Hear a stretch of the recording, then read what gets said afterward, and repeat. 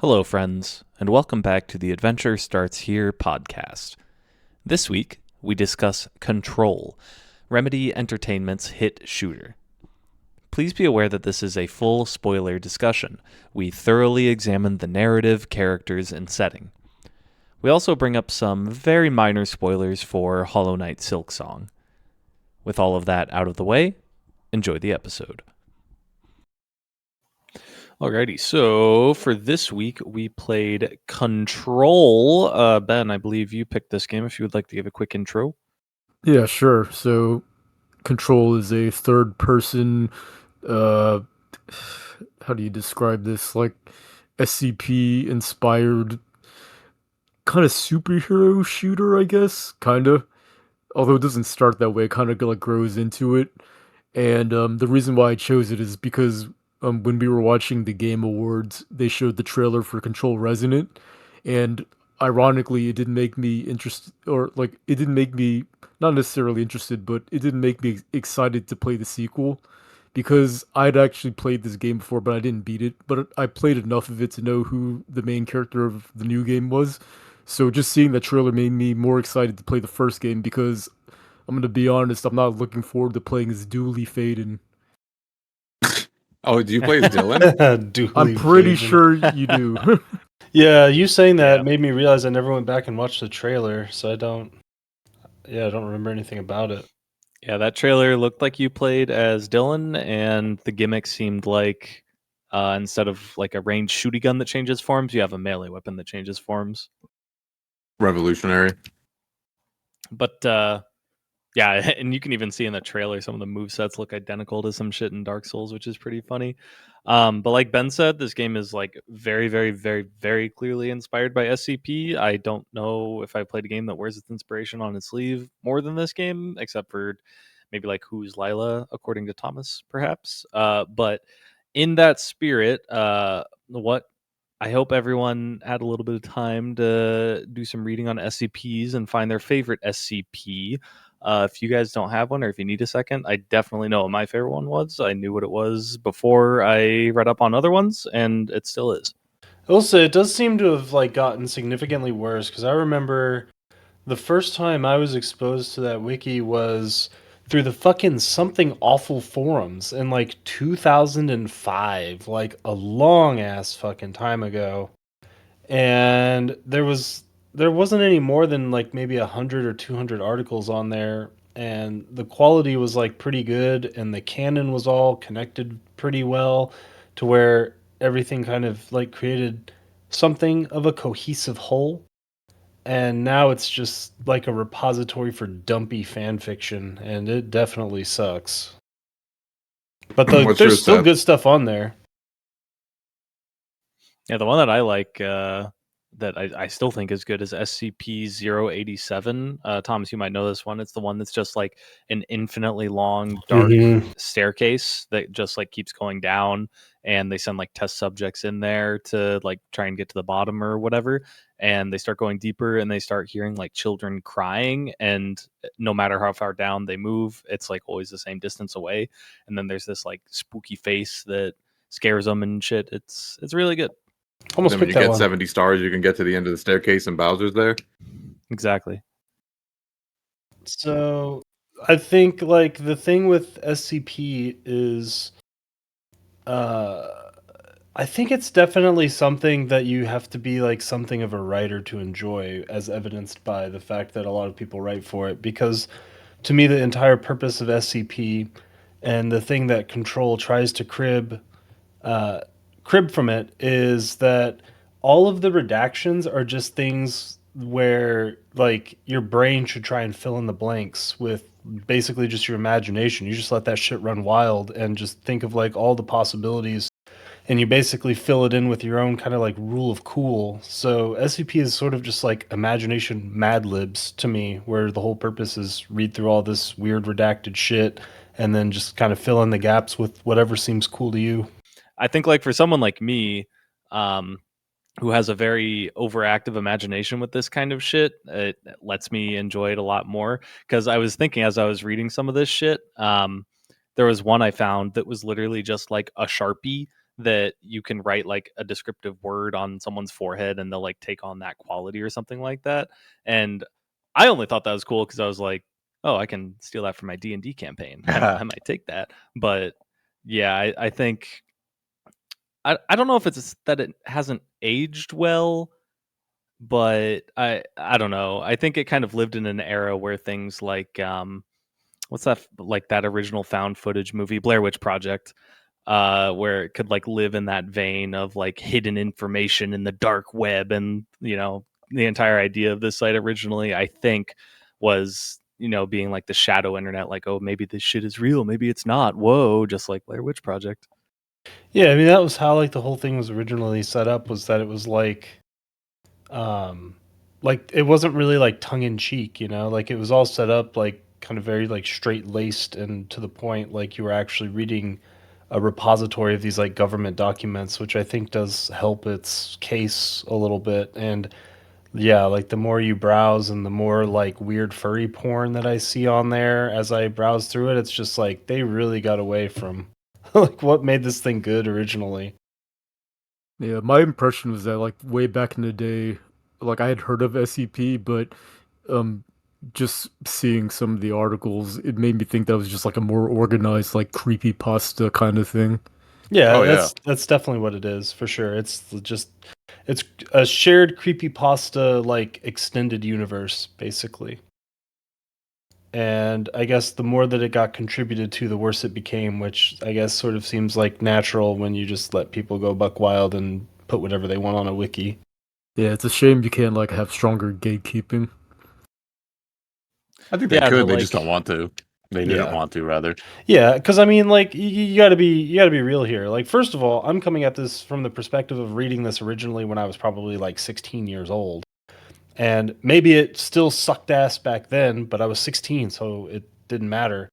But there's still like the primary people who are probably contributing to this are probably people in high school who can't write worth a shit. So like you don't yeah want to gatekeep high schoolers. Let them cook. yeah Nah, I think it from like started a early. yeah, I mean, I do think from like a broader scope thing, it is cool that sites like this exist or have existed for the purposes of that. Like, maybe this. I mean, this shit inspired fucking Control. How many other writers is it inspiring to go on to make their own like horror movies and horror short stories and shit like that?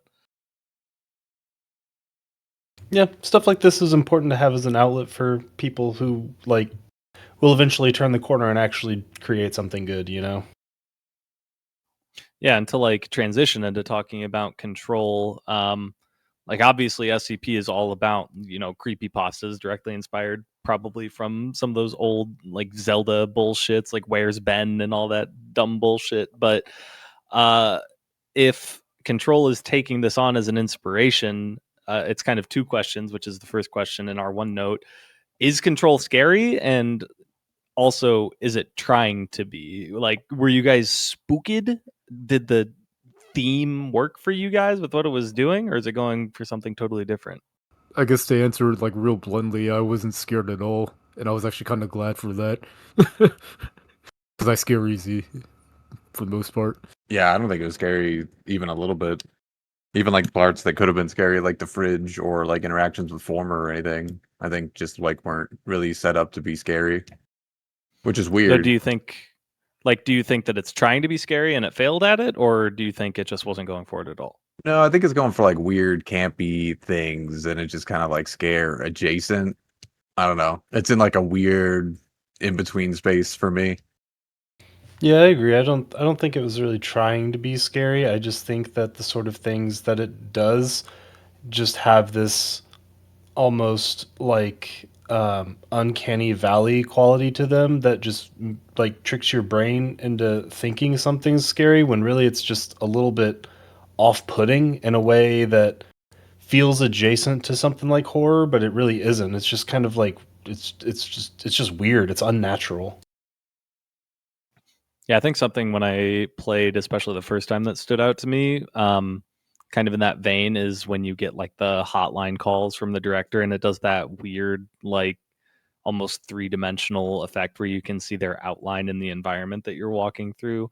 Yeah, it's just like so many different things like that that don't really feel like they're meant to scare you in any kind of way, but to feel unsettling, unnatural, to like add to this very mysterious world that they're going for. Yeah, and I don't even think it has to be necessarily like unnatural to like kind of like unnerve you and try to make you think that there's something deeper going on. Because I remember when I was playing through the game and I would just see portraits of Jessie on the walls as if she was already the director, and I was like, "What the fuck?" It was like in Yeah, the yeah. very first level. Yeah, and I always felt like tell me what you guys think of this. I always felt like one of the broader like themes of this game, if you can call it that, is the comparing and contrasting of like the mundane, being an office worker at the end of the game to like the completely wild paranatural shit that happens throughout the game. I always felt like they were like going for something there, but I don't really know if they even had like an actual message to say. Like, you know what I mean? Yeah, and I do think that there is some of that for sure. Like I would say that what you are describing and the actual word, the actual adjective, the actual emotion of control are like the two kind of big things. But like this game definitely has a certain narrative tone where like there's occasionally those documents that you'll pick up and like the internal memos that are just going to discuss these like world-ending sounding events in like the same sort of dry bureaucratic tone as I would like email someone asking for more nitrile gloves, you know what I mean? So like there's definitely that aspect to it, and especially with like all of the Dr. Darling videos as he's like explaining these horrifying concepts in this like goofy, cheesy educational video tone. Definitely has a lot of that in the mix for sure. Well, when it comes to the gameplay side of things, where did you guys fall for it? I'm sure we'll talk more about the narrative and theming a little bit later on, but I feel like the game hits it really strong with the gameplay that it's going for. Maybe less so with the gameplay loop, but I don't know. I kind of fell in love with this game the first time I played it, mostly because like just the first time that you shoot the pistol, I was like, oh, that feel good. Oh, that feel real good. Yeah, I like the actual like gunplay and the actual, I guess, the combat part of it, not Mm-hmm. necessarily the situations that you're placed in with the combat. And also, I'm a super anti fan of literally every progression system in the game, all of it. Yeah, I agree with that. And I agree with the overall point that the actual like going through the motions every time I was in like a combat scenario, I was having fun for the most part, I think. I don't really think there's an exception to that. Like actually shooting enemies and all that shit is a lot of fun. The stuff in between that kind of sucks, but yeah, like levitating around and like fucking ass blasting people with the like charged laser thingy was fucking awesome to be honest. Yeah, Charge was also my favorite gun, and Levitation was definitely a game changer because when I played the game the first time, I didn't even get remotely that far to get that power. So it was a real pleasant surprise to see that in the game, and it kind of just like changed the way that exploration worked as well, which is really cool. Mhm. Yeah, I don't think that it did change that much about exploration. I felt like the levels were still kind of designed almost exactly the same, except the astral plane segments. Yeah, I guess when I would say that, I just mean that like when I had to backtrack, it felt like I was unlocking my own shortcuts, even though they're not really shortcuts. I'm just skipping the levels. Yeah, Yeah, and sorry, go ahead. I was gonna say because I felt like Paradise Killer had like way better exploration, and you had way less tools than this game for exploration. Yeah, I guess like when I think about it, I didn't really do any of the side stuff. Like as soon as you guys told me that doing those like board missions that pop up that are on a timer wasn't mandatory, I immediately stopped doing them. Actually, I take that back. Another one never showed up. That was it. So uh, I really didn't have any exploration because I didn't like do any of the side stuff unless I just kind of ran into it. So there was no backtracking. So I pretty much just played the game like linear A to B. And I do feel like this is one of those games where if the game was designed with linearity in mind, I think it would have been much better because I can't think of that much enjoyment I ever got from doing much of the side stuff outside of like the clocks side quest, because that one's just like kind of cool. Actually, is that one required? I don't think it is. No, it's not. It's No, I yeah. did that one. I did that one too because I thought it was mandatory, and I spent so long trying to figure out how to cross that gap to get to the fucking anchor without levitate. Yeah, I think there is a way to do it. I googled it, and if you don't have levitate, you can like stack furniture or something I like tried that. that. I tried that. I guess I just didn't stack enough. Yeah, but all on those side quests, I think all of them were just complete trash, except for a few of like the custom ones. Like there was one in the DLC where, I think it was like a you have to chase a projector, and you're like on train tracks, and you have to like jump across different mine carts because like there's like walls that are just gonna smash you if you stay in the same one. And I thought that one was pretty fun because, um, I think those were special side quests also came with like their own musical track, which is pretty cool. But those were very much like the exception, and most of them were just like fucking live surface side quests, and like nobody's.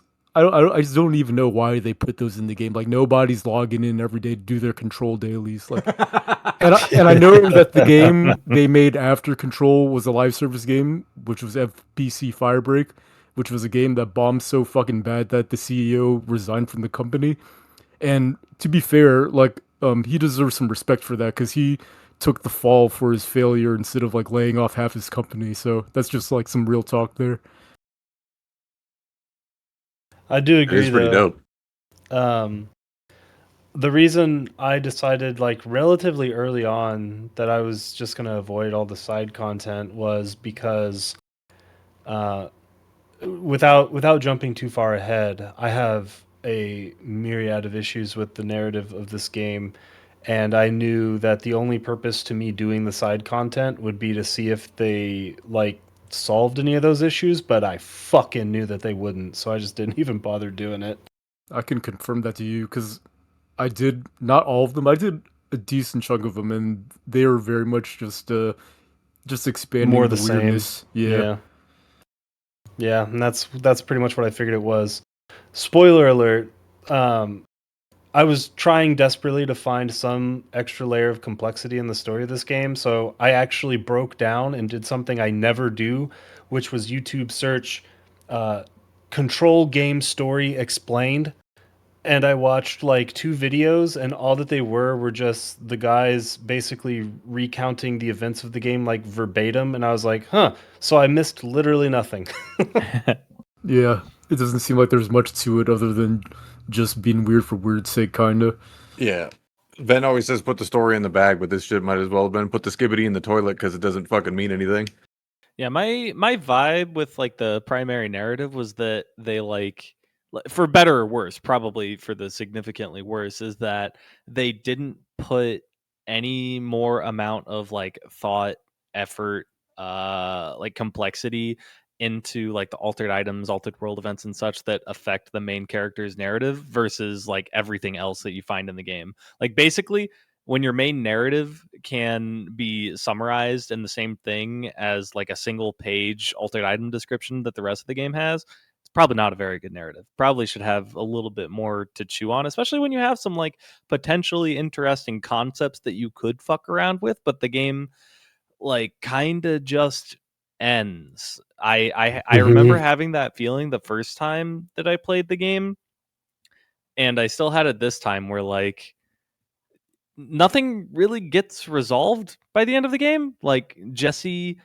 never actually talks to Dylan. It's always his corrupted Dylan. So that doesn't really get resolved. He's just in a fucking coma at the end. For some reason, probably for dumb gameplay reasons, the his corruption is still active at the end of the game. So like did we really do anything? We were the director at the start of the game, and now we're the director at the end of the game.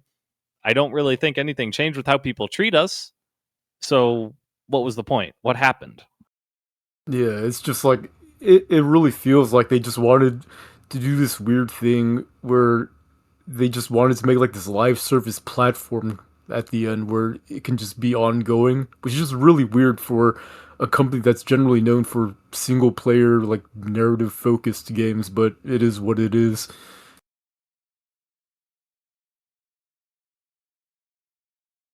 Yeah, and Seth, that pretty much touches on like the two things that I take core issue with the narrative, which is uh so we said earlier about SCP, right? That the purpose of SCP, at least in my eyes, as someone who's not, super dialed into it or whatever, but just kind of the vibe that I get is that the purpose of it is to give you um let's say like, and obviously this is case by case, but like let's say it gives you 80% of the information, right?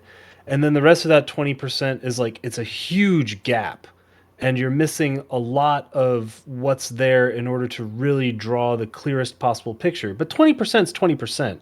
And you can fill that in with your brain and again, you just establish your own canonized rule of cool from there in order to like draw enjoyment from reading, 4/5 of a page or whatever. This game felt like not only were there not enough cool ideas at play, but it's also like they gave you like 30% of the information. Like there's just nothing. Like I couldn't get my imagination to run wild because they just never really give you enough meat or potatoes. And there's like some cool set pieces here and there. There's some like cool objects of power that you can stare at, like that fucking dude staring at the fridge or whatever is kind of funny. But like there's never anything where I can establish a world for this place in my head. Like in order for all of this to work, I feel like there needs to be a set of rules, and they can be very loose rules, but something that kind of ties the canon together in order for me to be able to draw a picture of what all of these intermingling objects of power, places of power, et cetera, are all doing. And this game did a piss poor job of conveying what a lot of these objects of power actually do in a way that allows my imagination to meaningfully fill in the gaps. Because I don't know if it's that there's too many gaps or if it's just that there's just not enough information or whatever. I have no idea what it is, but all I know is I read every single document that I came across in this game, and at the end of it, I felt like the world building was worse than fucking Divinity. I actually kind of agree with that vibe for sure. And like coming at it from like the layman, like I like character focused stories perspective. Like all the characters felt like they were designed in silos. I just never gave a fuck about any of the interpersonal relationships that any of the people in that control building had. Like Marshall, I didn't give a fuck about. Um, the white guy, I didn't whose name I can't even remember. I don't give a fuck about. Uh, and Pope, I just remembered her because she was like weird, like a mad scientist. But like their relationships with each other, I just didn't give a fuck about at all. And I don't even know if they really had any other than the fact that they worked for the same organization. Mm-hmm. Yep. Yeah, the best character in the game is never even on screen, and that's the head of research. Oh, And just you mean Darling? Mm-hmm.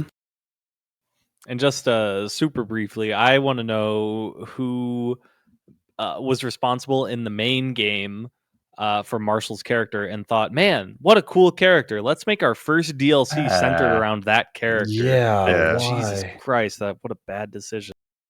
100% agreed, Ben. I said there were two things about the narrative that pissed me off. I just talked about the first one, and you talked about the second one, which is that, and this is very highly specific to Jessie as a character herself. I never gave a fuck about her. She could have fucking died at the end of the game in a pool of blood, and I would have just been like, okay, because never once do they actually make me give a shit about any sort of like motivation behind her actions or why she's here doing what she's doing.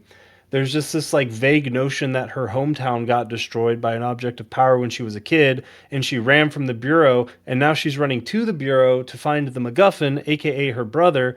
But even when she finds her brother, it's like this really emotionally weak moment that doesn't really feel impactful at all because you never really talk to the like capital B brother. So they did a terrible job of developing Jesse or getting me to care about Jesse. Just and that can apply holistically to basically every character, where they just do a very bad job of developing them in any way that would have me emotionally connect with them on a level that like actually builds any sense of stakes. Yeah.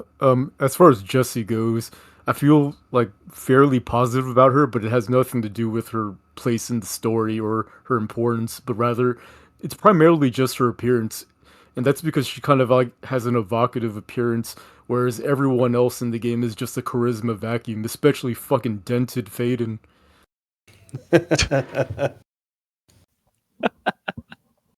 Yeah, and the fact that like you're suddenly supposed to care about him when he appears on the screen and he looks and sounds like that, I'm sorry, but you ain't gonna get me to care about that, Sped.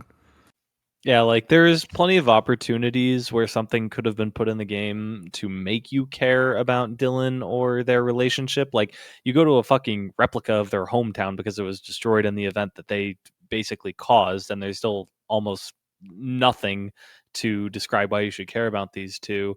And like Thomas said, you never actually get to talk to Dylan himself, and that's like a huge missed opportunity, especially by the end of the game when he's just in a coma. You don't get like a nice dramatic scene of her like looking over his sleeping body and reminiscing about times when they were kids. Like there's so many opportunities where you could have had stuff like this, but instead you have a voice recording of Dylan presumably as a child asking for more pizza because he's pissy. Like why? Yeah, that's why I was a little bit confused when you're talking about like you don't get to talk to the real him. And when I heard those voice recordings that they have in the game, like my thought is, would you really want to? Because he's just baby raging half the time, fucking man child.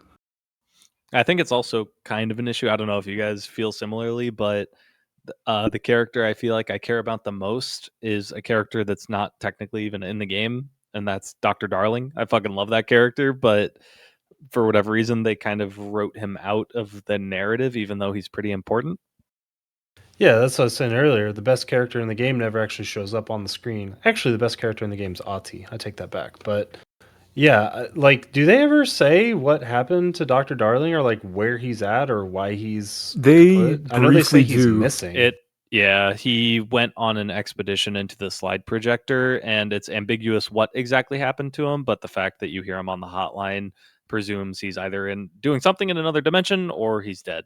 I always like the interpretation that I don't know, I don't think this is confirmed in the game or anything, but I always like the interpretation that all of the slide projector exposition that you see of him throughout the game is actually just him talking to you. It's not actually recordings, and something about the dimension he's in, or like there's an object of power associated with it, is causing that, since all of those are on slide projectors. So Mm-hmm. I always like that as an interpretation, but I don't know if there's much to go on there.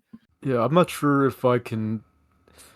I don't know. That's just not the feeling I get because, like, if that's true, then like, there's got to be like time dilation going on because he changes moods drastically from the beginning to the end of the game.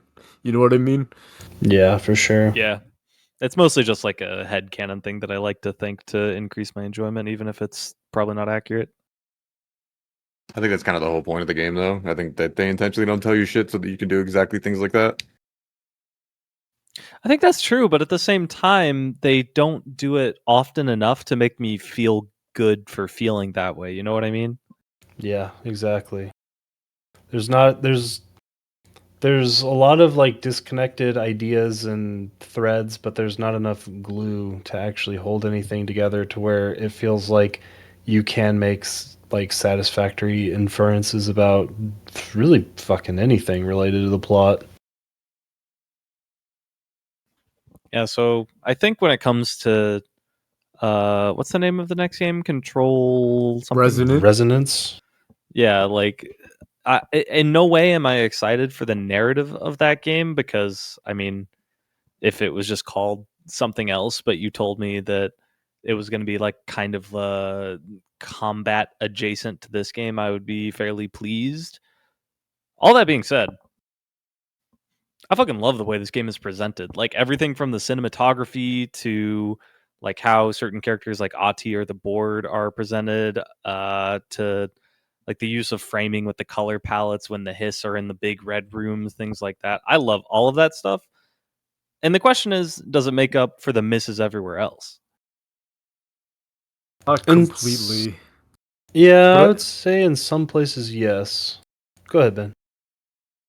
it does in that like my overall impression of the game is fairly positive, but like the things that I dislike are still sticking out like sore fucking thumbs. You know what I mean?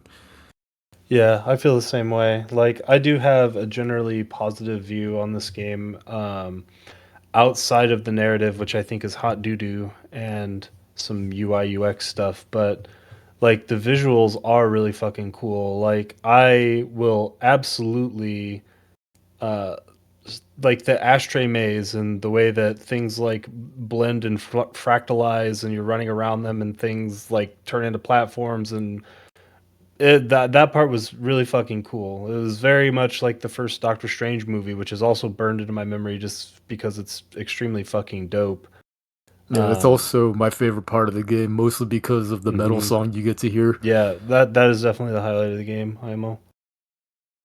And there are a lot of really cool set pieces. Like, I thought that the little miniature version of Ordinary that they made was a cool set piece to have, like a little like enemy gauntlet boss fight, whatever.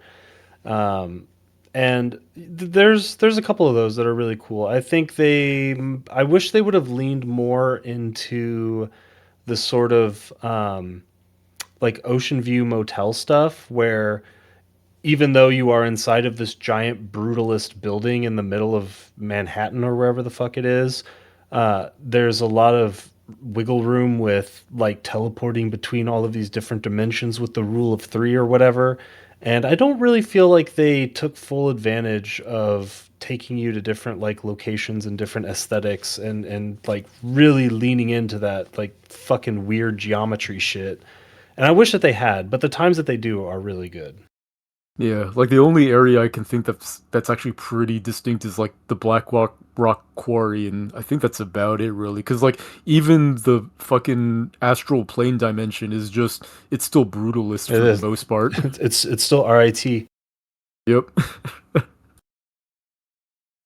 I almost see this might be the first DLC speaking a little bit, but I feel like the astral plane is another kind of a missed opportunity where you could have put anything in there. It could have looked like the fucking Astral Sea from Baldur's Gate 3. Like that shit looks really cool. It's like highly stylized, very colorful, but like abstract at the same time. Instead, you just have like big white voids. I don't know.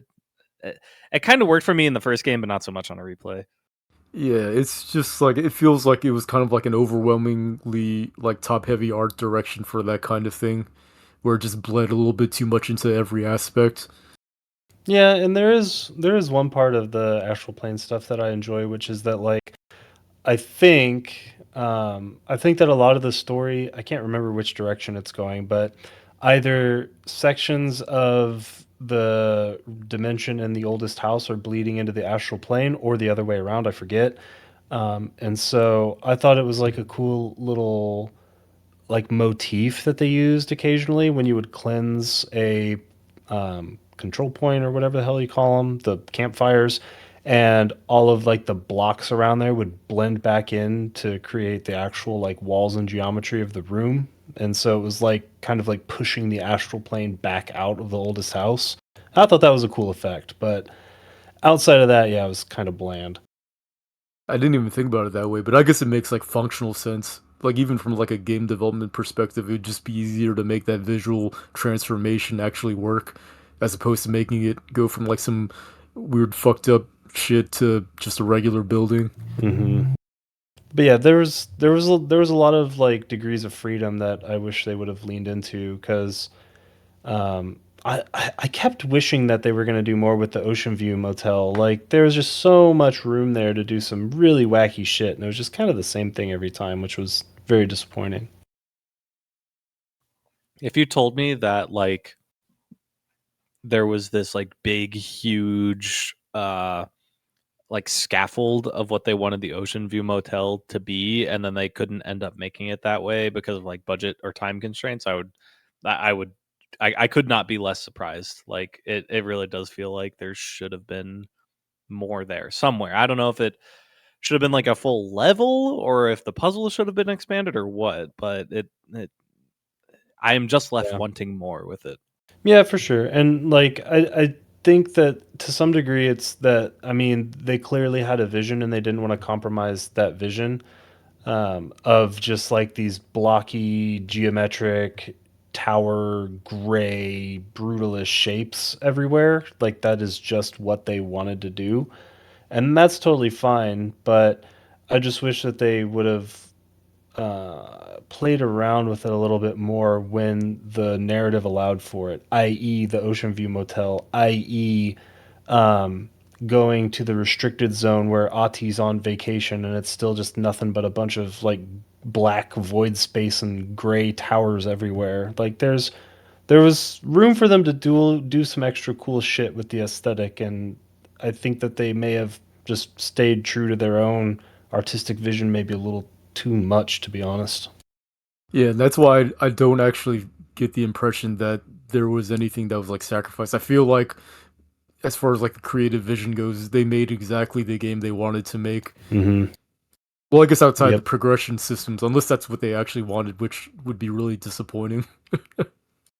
Yeah, you know, unless you guys got more to say about the actual visual styles, which again, I would say I am overall positive on. Just I think maybe some missed opportunities for some additional cool shit. I want to talk about the upgrade shit, unless you guys got more to say about that.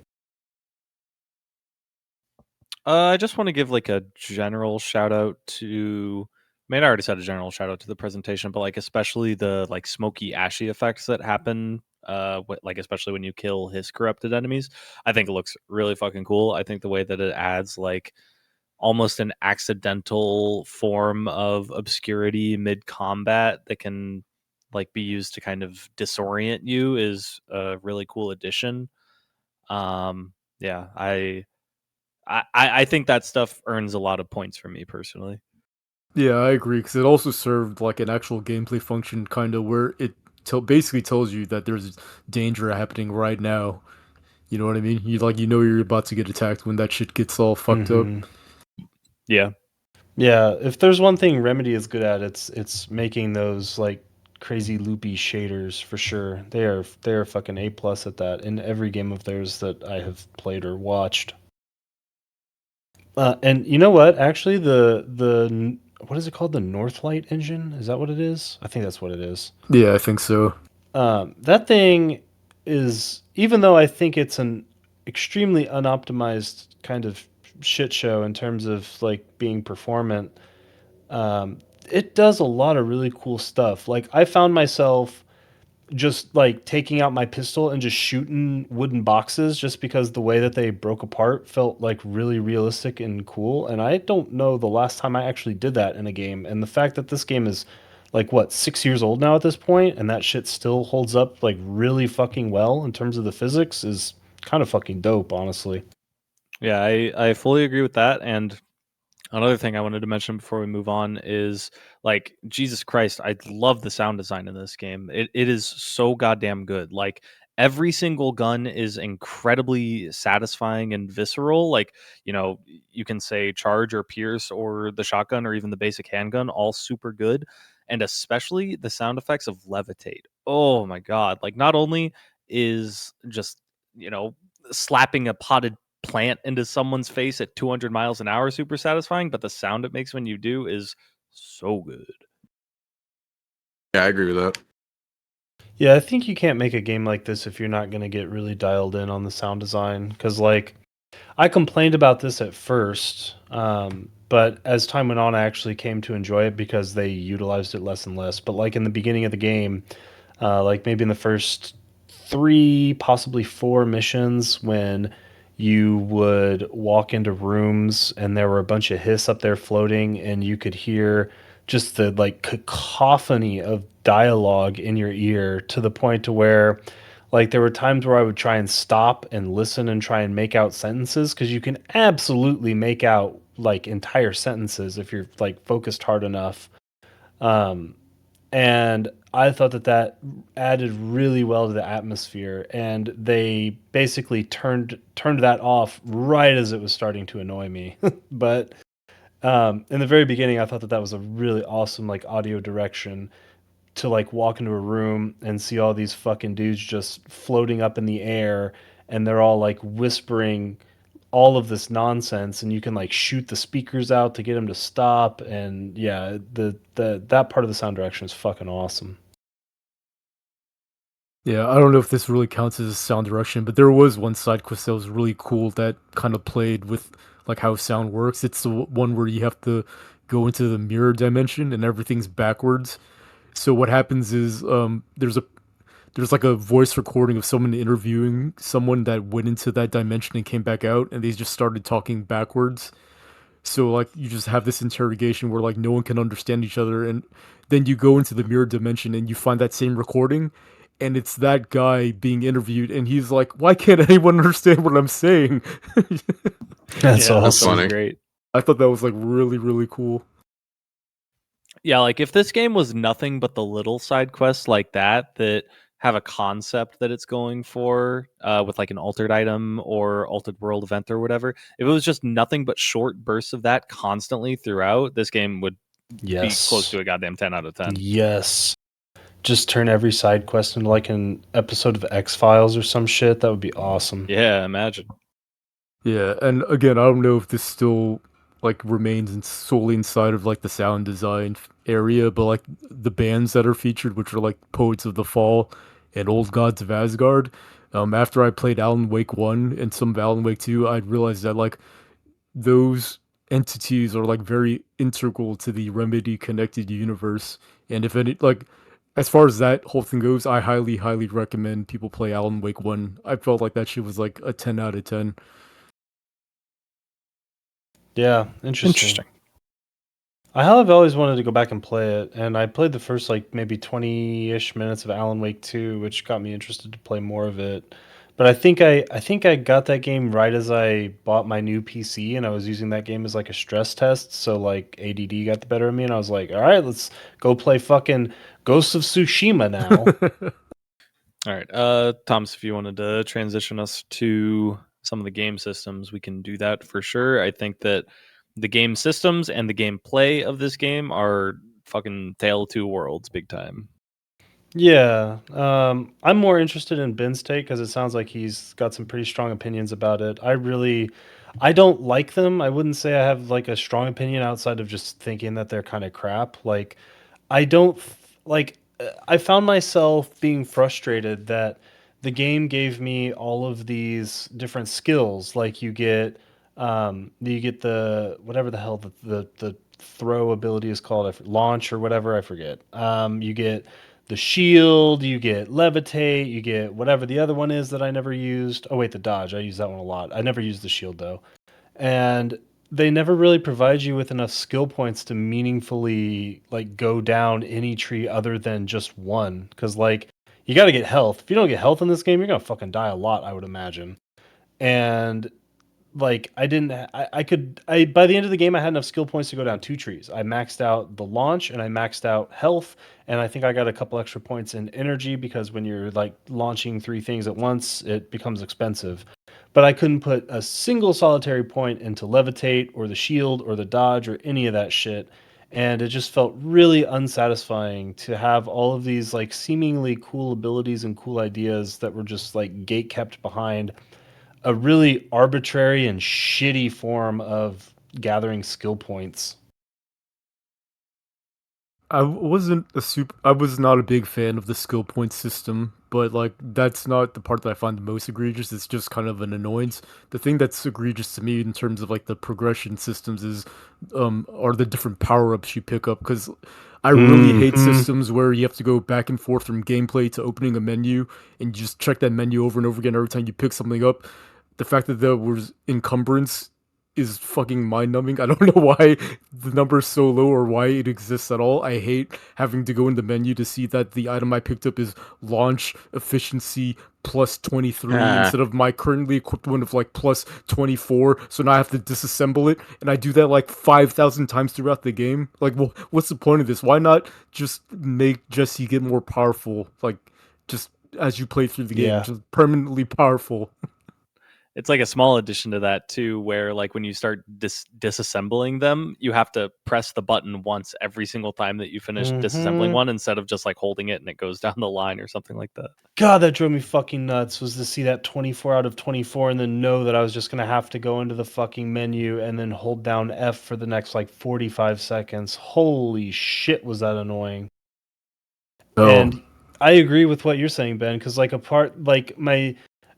I try to avoid rewriting the game and the game systems, but like the one thing I was thinking is, why give me these fucking skill points? Why not just have like a very generic level up system? Like the enemies have levels. Why not just give me levels? And then like just give me small little buffs to each of these skills rather than forcing me down a shitty skill tree. And they could have done the same thing with the weapons as well, for sure. I'm generally against rewriting the game developer's intentions unless I know in my heart of hearts that I'm completely righteous, and in this case, I think I am. Yeah, there's not a lot in this game that I feel like I would describe as like a afterthought. Like not much to me feels like that, except for like the skill tree and the loadout system. Like my god, they're bad. Mm-hmm. Yeah, because I felt like almost every single mod was just worthless. Like I pretty much just took anything that said more damage, more health, and like called it a day, or anything that would contribute to more damage or more health. Yeah, and this is like one of the worst parts about the progression system because there are like a bunch of like unique mods that are super overpowered. And then like after I learned about them, my thought was like, after you get these, why would you ever farm anything else other than just using these? Because they're the powers that you could get were like every time you land a hit with your gun, you just refill your ammo instantly. There's another one that makes it so that the charge gun becomes hit scan. Like, why would you ever use any other mod other than these? And by extension of that, why have the mod system if these are just the best? And you should just naturally level up into these powers, in my opinion, if you're just gonna let them exist in the game like that. I mean, I think I didn't find a lot of those kind, but I think it kind of makes sense from a perspective of like if you find a weapon mod that actually changes the functionality of a weapon, like for example, maybe with Pierce, the one you're talking about, that turns it into hit scan. I think that's the one, Pierce.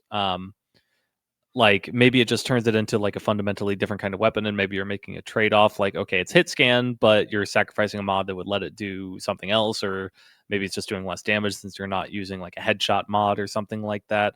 That would work if there were a lot of them, but for like a minimum 80% of this game, all of them are just pure stats. More headshot damage, more ammo refill, all of that stuff.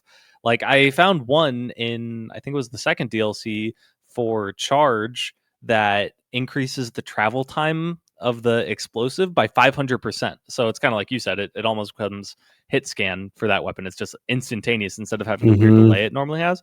I thought that was really cool. And I wish that there were more ways to experiment as like an actual weapon mod rather than just affecting base stats, because base stats are Yeah. just boring. Other than Yeah. just number go up, because it was all just number go up.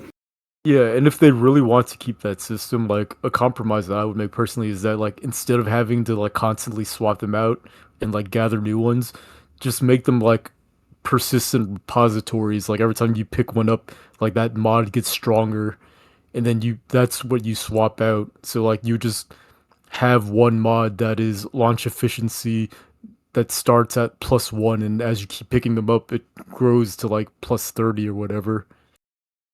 You only have one of them, so you Yeah. don't have to keep disassembling them. Yeah. Yeah, I think just anything that takes the tedium out of like it's both the least consequential and least fun and most tedious part of the game, which is not a good combination. How did you feel about the skill tree, Jordan? Oh yeah, I mean it's just everything wrong with AAA games. I think it's just kind of like where focus groups lead you to in design, rather than have like a good vision. I don't think like a small team would ever come up with a system as generic as this game had. Yeah, it definitely feels like designed by committee for sure. Yeah. No doubt. 100%. Yeah, similarly to how I felt about Marshall being the main character of the first DLC, I don't understand how you can make a skill tree where every single node is 10% more damage all the way to the bottom. Yeah, And then the last true. node of the health tree is less. So it's like, True. yeah, 30% for the second to last, and then it's 10% for the last, but it's cheaper. But costs like 3 Cool. times as many points and shit. Like, my God. What do you guys think about the actual like variety in the different like gun types? Well, first of all, what did each of you guys use? I pretty much just settled on grip and charge, and before I got charge, it was just grip and whatever else. I didn't like using any of the other weapons other than grip and charge, really. Grip was just the straight up like pistol one, right? Yeah, and that's why I liked it. It was just vanilla, and then I wanted like a Mhm. different variety weapon. I just didn't like any of them because they had like too many shortcomings, in my Yeah. opinion, or at least for my specific playstyle. Until I got charged, and where I was like, all right, this is the one I want. This is the rocket launcher to complement my vanilla pistol. That's weird because I never grip is the only one I upgraded to level 3, but I never used it because I wanted to use it because it feels nice, but it never did any fucking damage. Like it doesn't do any damage to anything. And then I upgraded it's the only one I upgraded to level 3 and I was like, "All right, surely this is going to make it good." And I did that in the fucking DLC and I put some damage mods on it and it still didn't do shit. So I just went back to fucking charge and pierce. I think I ended up playing with mostly the same weapons as I did in my first playthrough, which was can't remember the name, but the shotgun and Pierce. But I actually used a little bit of all of them this time around. Like I love using like the base handgun one. I think it's great. I used a little bit of the like you shoot out the mines and then you explode them, the weapon you get in the DLC. I thought that one was pretty fun. The only one I never really use is spin, just because I don't know, it's like the least viscerally satisfying for me, but I can understand why you would like it. I agree with that because like the spin one, I think that was like the mini SMG. It's Mhm. just that's the one where I felt like it was just inefficient, kind of like So you were describing grip as. funny enough, I actually used spin more than any other gun because I think it was like one of the first. It's the first one you get after the shotgun, and it was really, really good at chewing through the red health on the enemies. It didn't do fuck to the armor, but I would just like launch something to remove all the armor, and then spin would just annihilate their red health. So I actually used spin and pierce for probably like 90% of the game. And now that you brought up launch, I just feel maybe this is just the way I played, but like I just feel like the guns were kind of just a transitionary Hmm. period Yeah. between me using my Yeah. launches. Yep. Yeah, what guns did you use, Jordan? I'm curious. You're the power gamer.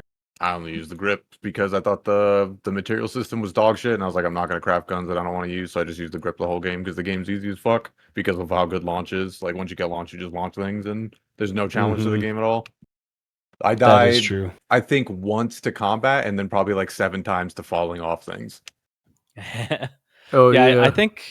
think that's another Tale of Two Cities situation for me, where I forget, Thomas, what your exact question was, but with regards to the guns themselves, I don't think I would change a single thing. They feel great, they're fun to use, they're like dynamic. You feel incentivized to switch between them for different situations. Like the variety is really good. All of that is great. What is not great is what Jordan just described of like Mhm. only using the guns as a transitionary period between using launch, because if there's anything this game does not do well in combat, it's offering good alternatives to just launch, shoot, Yeah, launch, shoot. There's no better alternative than that. especially when the Yeah. numbers on the skill tree for launch are like 75% per node or whatever. Yeah, Like it's exactly. Yeah. insane. Yeah. Like it really doesn't help that there's like there is actual enemy variety. Like if you get a document for each one, and I was actually surprised at the number of enemies there are in this game. But the problem is the solution to killing all of them is basically the same thing. Yep. Yeah, They- there's the one enemies that will dodge out of the way of launch, but I think if you just launch again immediately afterwards, they get hit, so it doesn't even matter. Yeah, just the absolute lack of like enemy variety, plus like no good boss fights in the critical path is like unforgivable. I will give one quick shout out to the second DLC. I think the second DLC was actually pretty good, and not narratively. Narratively, it sucked because it was just Alan Wake, I guess. But um, but the thing I really liked about the gameplay in the second DLC is that actually using launch felt like way more punishing because you would be in like the dark segments where you have to travel really fast from one section to the next. And a lot of times you would have to float quite a bit, or at least I did. Maybe you don't have to. But when I used launch there, I like actually felt like my resources were being strained and that I needed to be careful with them compared to being a little bit more clever with my gunplay. Yeah, when I That's used fair. launch in that DLC, I basically used it just to hold up the lamp. Yep. Yep. But other than that, like I didn't use launch at all because I had to use like air dashes to get to the safe spots. Mhm. And if you use launch, then you just run out of energy. Yeah, exactly. So yeah, actually, now that I think about it, that DLC was a pretty big highlight of my experience, and maybe it was part of the reason why I went and played Alan Wake 1 right after is because like I did enjoy that, and I was so confused by the cutscenes that I saw. I was like, I need to solve this mystery. Like, what does this shit mean? So I That's just went and funny. played that game. That's hilarious. And yeah, Jordan, you mentioned like a total dearth of actual factual bosses in the critical path. I don't think there's a single one, right? Like No, there's there not. are. Yeah, Are there there are. like It's special? I don't the mean Yeah, like. all of I them don't are mean like. all of them are just souped up versions of things that become regular enemies. That's all that they are. Okay, those I'm kind of discarding because they're not unique, I guess, but they're just like recycling them, I guess. But Yeah, They I'm are the thinking of first time you stuff see them, like though.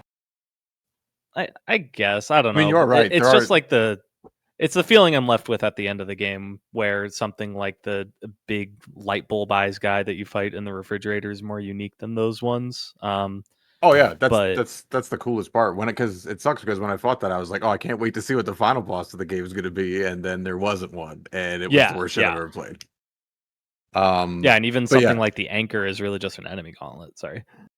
yeah, like the only real boss the critical path has is just when it shows you like the first dodging enemy because it's like the head of security or whatever. I can't even remember his name. Where like he has a Tomasi. health bar at the bottom of the screen, Mm-hmm.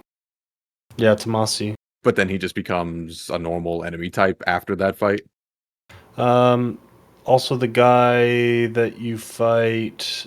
Um, when is that? I think shortly after you get levitate, it also becomes a normal enemy. He's like the head of security or Yeah, something. I yeah. forget. Oh yeah, I Tomasi forgot is he head of existed. communications. That guy's head of security. He's the guy that floats rocks around him. Yeah. Yeah, same thing though. He just becomes a normal enemy right afterwards. Yep. I do agree that that does kind of like cheapen it a little bit. Um, but I do think, and maybe this is just kind of like cucked out, like actuallying, but I do sort of, I would count those as bosses. I mean, they I mean, definitely are bosses. They just suck. it's a Compared to matter former. of it's like a matter of what you are getting them in lieu of. Because I think of something like Elden Ring, and Elden Ring, you can kind of say that like the fact that there's like a couple dozen dragons in that game and they kind of reuse their own movesets kind of cheapens the like what they are. Elden Ring is like super open world and all that stuff, and I'm not even going to get into all the like side dungeons that you can get in that repeat bosses from the critical path and stuff like that. But the main difference is that something like Elden Ring just has like a million bosses. You're not sacrificing anything. It just feels like additional content. But like what Jordan said, when you get to the end of the game and there is literally just not an actual boss, it really sucks when actual bosses are Mm-hmm. relegated to the side content. Yeah, the ending of the game is a giant like middle finger. I thought when I went up to Dylan and all I did was like fucking squeeze his skull together and the game was over. I was really disappointed. Yeah, I agree, and it kind of just makes me think about what the developers were thinking, or like what they expected players to feel about Jesse and Dylan's quote unquote relationship. Like, was that supposed to be an evocative scene? Because yeah, it's I just mean, over. it's crazy because it wasn't even like Mm-hmm. it was. We've seen her do that 10 times previously in the game, and Dylan was just saying the same nonsense he was always saying. There wasn't any kind of like environment breaking down around them. There was literally nothing else happening other than the thing that we've seen her do 100 times already. Like You get more of a sense of emotional connection between Jessie and Polaris than you do between her and her brother. Yeah, for sure. True, actually.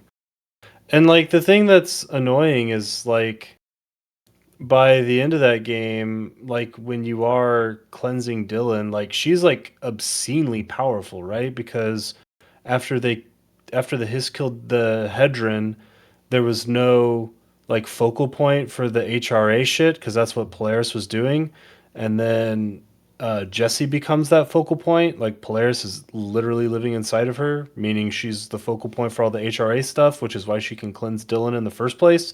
But it's like, why not make that cutscene way fucking cooler than you did? But it's like, oh, I'm like as powerful as this massive paranormal entity that was holding all of these extra dimensional beings at bay inside of this insane fucking building. And now I get to the end of the game and all I do is hold F and put my brother in a coma. End roll Yeah. credits. Like, get the fuck out of here. And as a transition to one of Seth's questions that he wrote down, that I think is a cool question. I think if the game ended at the fake credits, the game would be significantly better. I think that's a way cooler fucking ending. Just be like, "Fuck you, you killed yourself," and GG. You know what? Ben would hate that for sure. I think I would have liked that more. Yeah, no. When that ended, I was like, "Please don't be fake credits." I was literally saying that out loud. I was just chanting, "Please don't be fake credits," and then I saw the fake shit come up, and I was like, "This game sucks." Yeah, I would have hated that for sure, but that does not mean I like what they actually went with. Yeah, because like everything after the fake credits just sucks. It just sucks. The gameplay sucks. The actual ending sucks. It just literally like I would have liked it more because it would have cut out like stuff that literally did nothing but make the game worse. I will say I do like the office assistant segment. I am a stand for that, and I will defend that hill. But yeah, the final enemy gauntlet where you're juiced up and everything's level 30 feels pretty superfluous with the enemy gauntlet that you had right before that, even though it looks kind of cool. I agree with you, Seth. I did enjoy the office worker segment, and I guess maybe one of the reasons why I liked it, especially in the moment, was that I thought it was building up to like a really super cool conclusion, which unfortunately did not. It just ended up tying Yeah. up, not even tying up the loose end with fucking Dylan Faden. Yeah, like the office assistant segment does a good job of making you feel like you're chained, you're trapped, you've lost control. It does succeed at making you feel that, I think, because like I remember watching Thomas play it, and there was like a sense of frustration at like the situation you were in, and it's annoying, and it's supposed to be, and I like it when games intentionally annoy the player, which I think is pretty clearly what it's doing, even if it is kind of obnoxious. It But the problem is that it doesn't do a good job of having that like breaker of chains moment immediately afterward. You're supposed to feel that when you're amped up and everything's level 30. You're supposed to feel that way, but there's like it just feels like your stats are increased. It feels like you're over leveled. So it just Yeah, ends up Mhm. not working. Yeah, I don't know if maybe this is just because of Finnish people, but yeah, they really missed like every opportunity to create like emotional peaks and valleys in this game, and it was just this like extremely flat line emotional like wavelength throughout the entire game. Which again, by design, but that doesn't mean the design is good.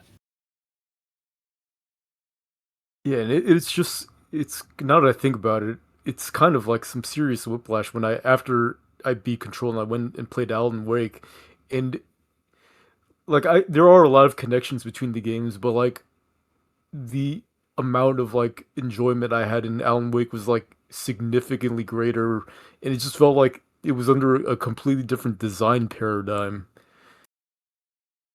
I think that's the same for the second game too, because like the first game's just kind of like sort of third person walkie shooty, um, I believe, and then the second game is like this fucking survival horror Resident Evil thing. Yeah, for sure. Yeah, I don't want to like get too off track since it's Alan Wake and Yeah, not Control, but yeah, Alan Wake 2 is more like Resident Evil, and Alan Wake 1 was more of like an action game.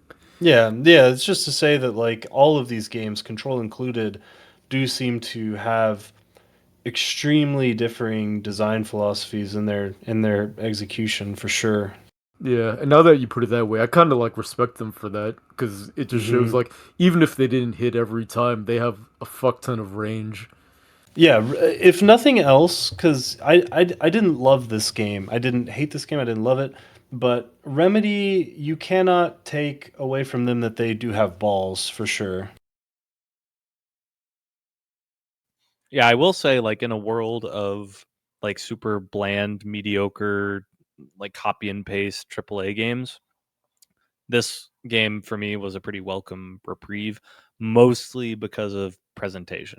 Yeah, actually, it's funny because like the worst parts about it are just kind of the throwaway AAA slop, like all of the gun mods and the upgrade system and all that shit.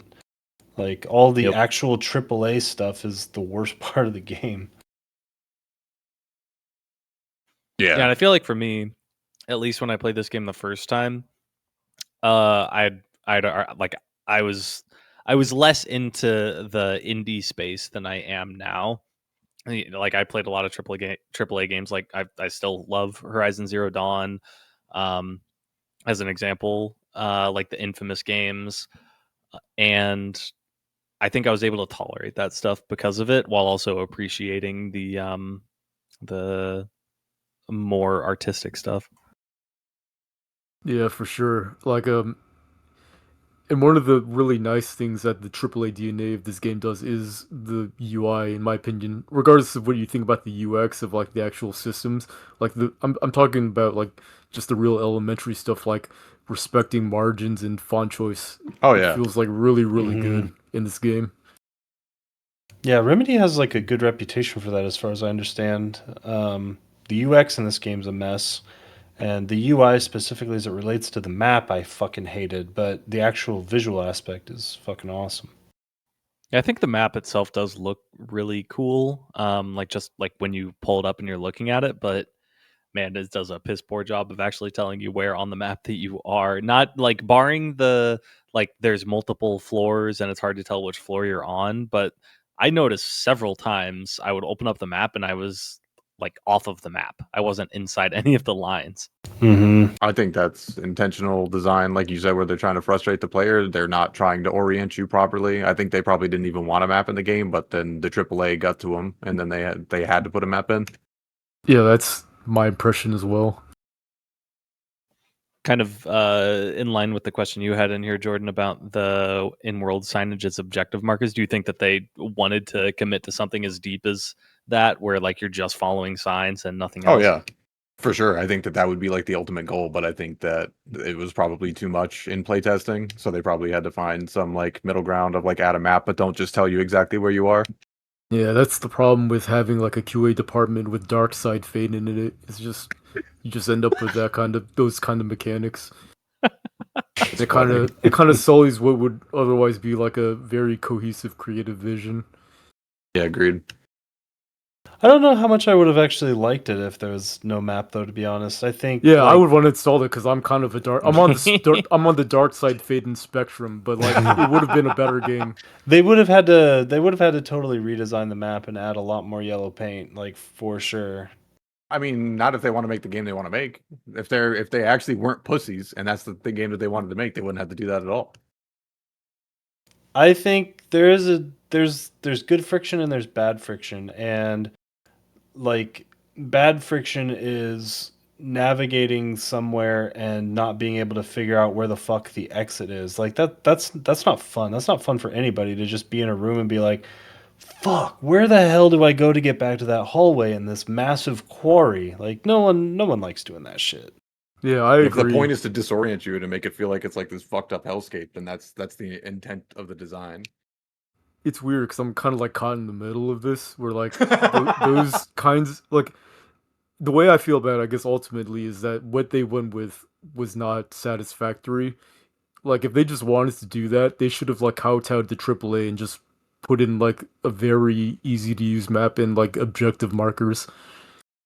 Yeah, and I'm not saying that it can't be done well. I mean, that's the good point of that Mimesis game, right? Is that like you do have to like keep really good mental track of like where you are spatially inside of the world pretty much at all times, or you're just gonna fucking die. But in a game world that's as big and interconnected and confusing as this one, it's not really like a doable thing without completely overhauling the map. I'm not saying they couldn't do it or that they shouldn't have done it. They would have just had to really heavily redesign the map. I think it's harder to do. Yeah. Personally, I think the broader issue, like I think you're right, but I think the broader issue is that most of the environments in this game look the same. Yeah, Like for you sure. have like the one underground mold section, and like yeah, like each area is kind of distinct as to like, you know, you go to the area with all the letters, so you're in dead letters. You go to like what's another example? Like that what is it? The quarry. Parakinesiology, the quarry, those are pretty standoutish, but anything that's actually, you know, inside the oldest house, I don't think I would be very engaged just looking at signs that tell me where to go, I guess. Yeah, and that's part of why I feel like they should have just gone fuller AAA on that Yeah. angle. I agree. Get me a mini map. That would have helped. Just a mini map, like even if it's just the same map that they already had, but you could just see it in the corner. Yeah, would the have whole helped a time. lot. Yeah. I do just want to, I don't know, gush a little bit about the ashtray maze. I think it's incredible. I think that everything that comes after the ashtray maze is worse than the ashtray maze, and the game could have just ended there, and it would have been great.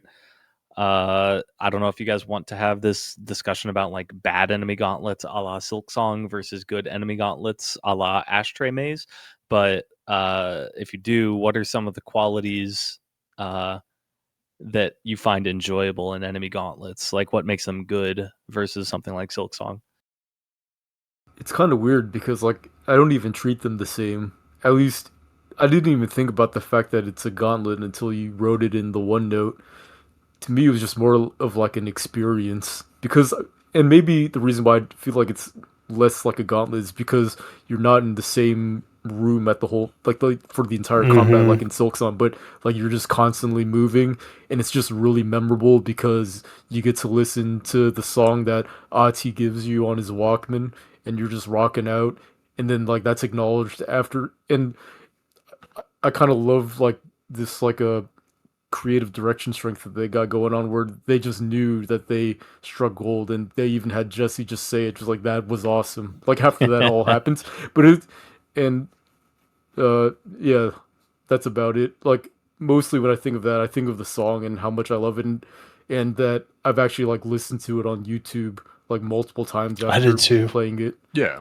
I think that whole segment is just a song. I think if you played that segment muted, you'd be like, "This is Oh yeah, kind it'd be of annoying." horrible. The Yeah. song Oh, is the yeah. glue that like ties it all together. Like without the song, it's actually probably pretty terrible. Yeah, I'm gonna be honest, like anything inside of this game where you interact with Ati either before or after is pretty much always the best parts of the game, and the ashtray maze is absolutely no exception. I do want to actually you a little bit, Thomas, because in this one note you were talking about how it would it'd be more Finnish to fuck. Did I read this? Oh yeah, it'd be more Finnish if it was black metal instead of a prog metal song. But and this is like the most gayest, elitist thing to say, but Finland is more known for death metal, and it's not like they don't have black metal, but that's more of a Norwegian thing. Oh, you know what? You're right. I'll give that up. Idiot. Yeah, no, 100% agreed on Ati.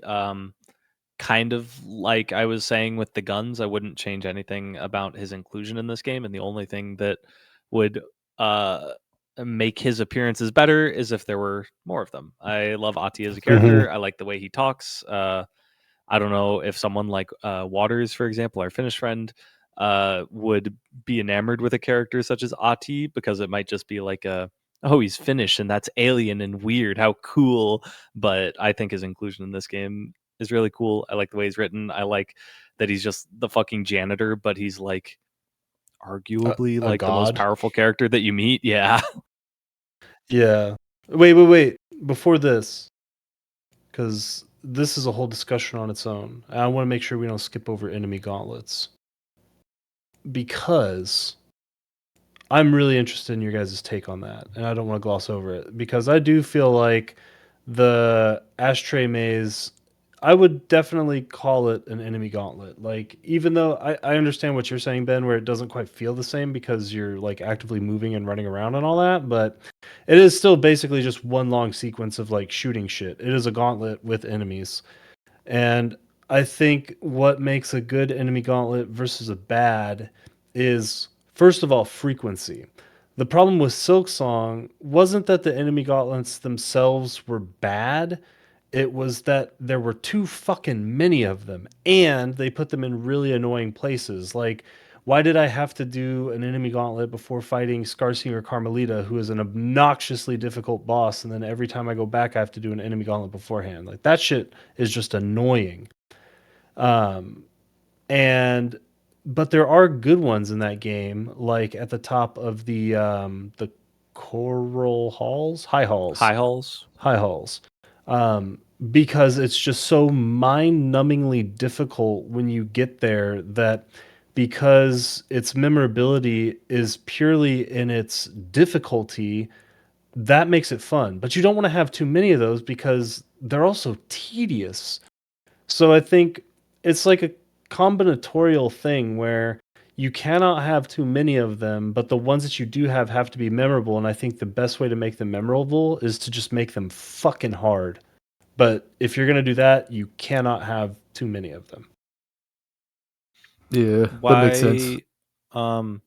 Because I feel like Control has quite a few enemy gauntlets. Like, arguably, Yes. like you could say that all of the combat is enemy gauntlets except the ones that like randomly spawn or whatever.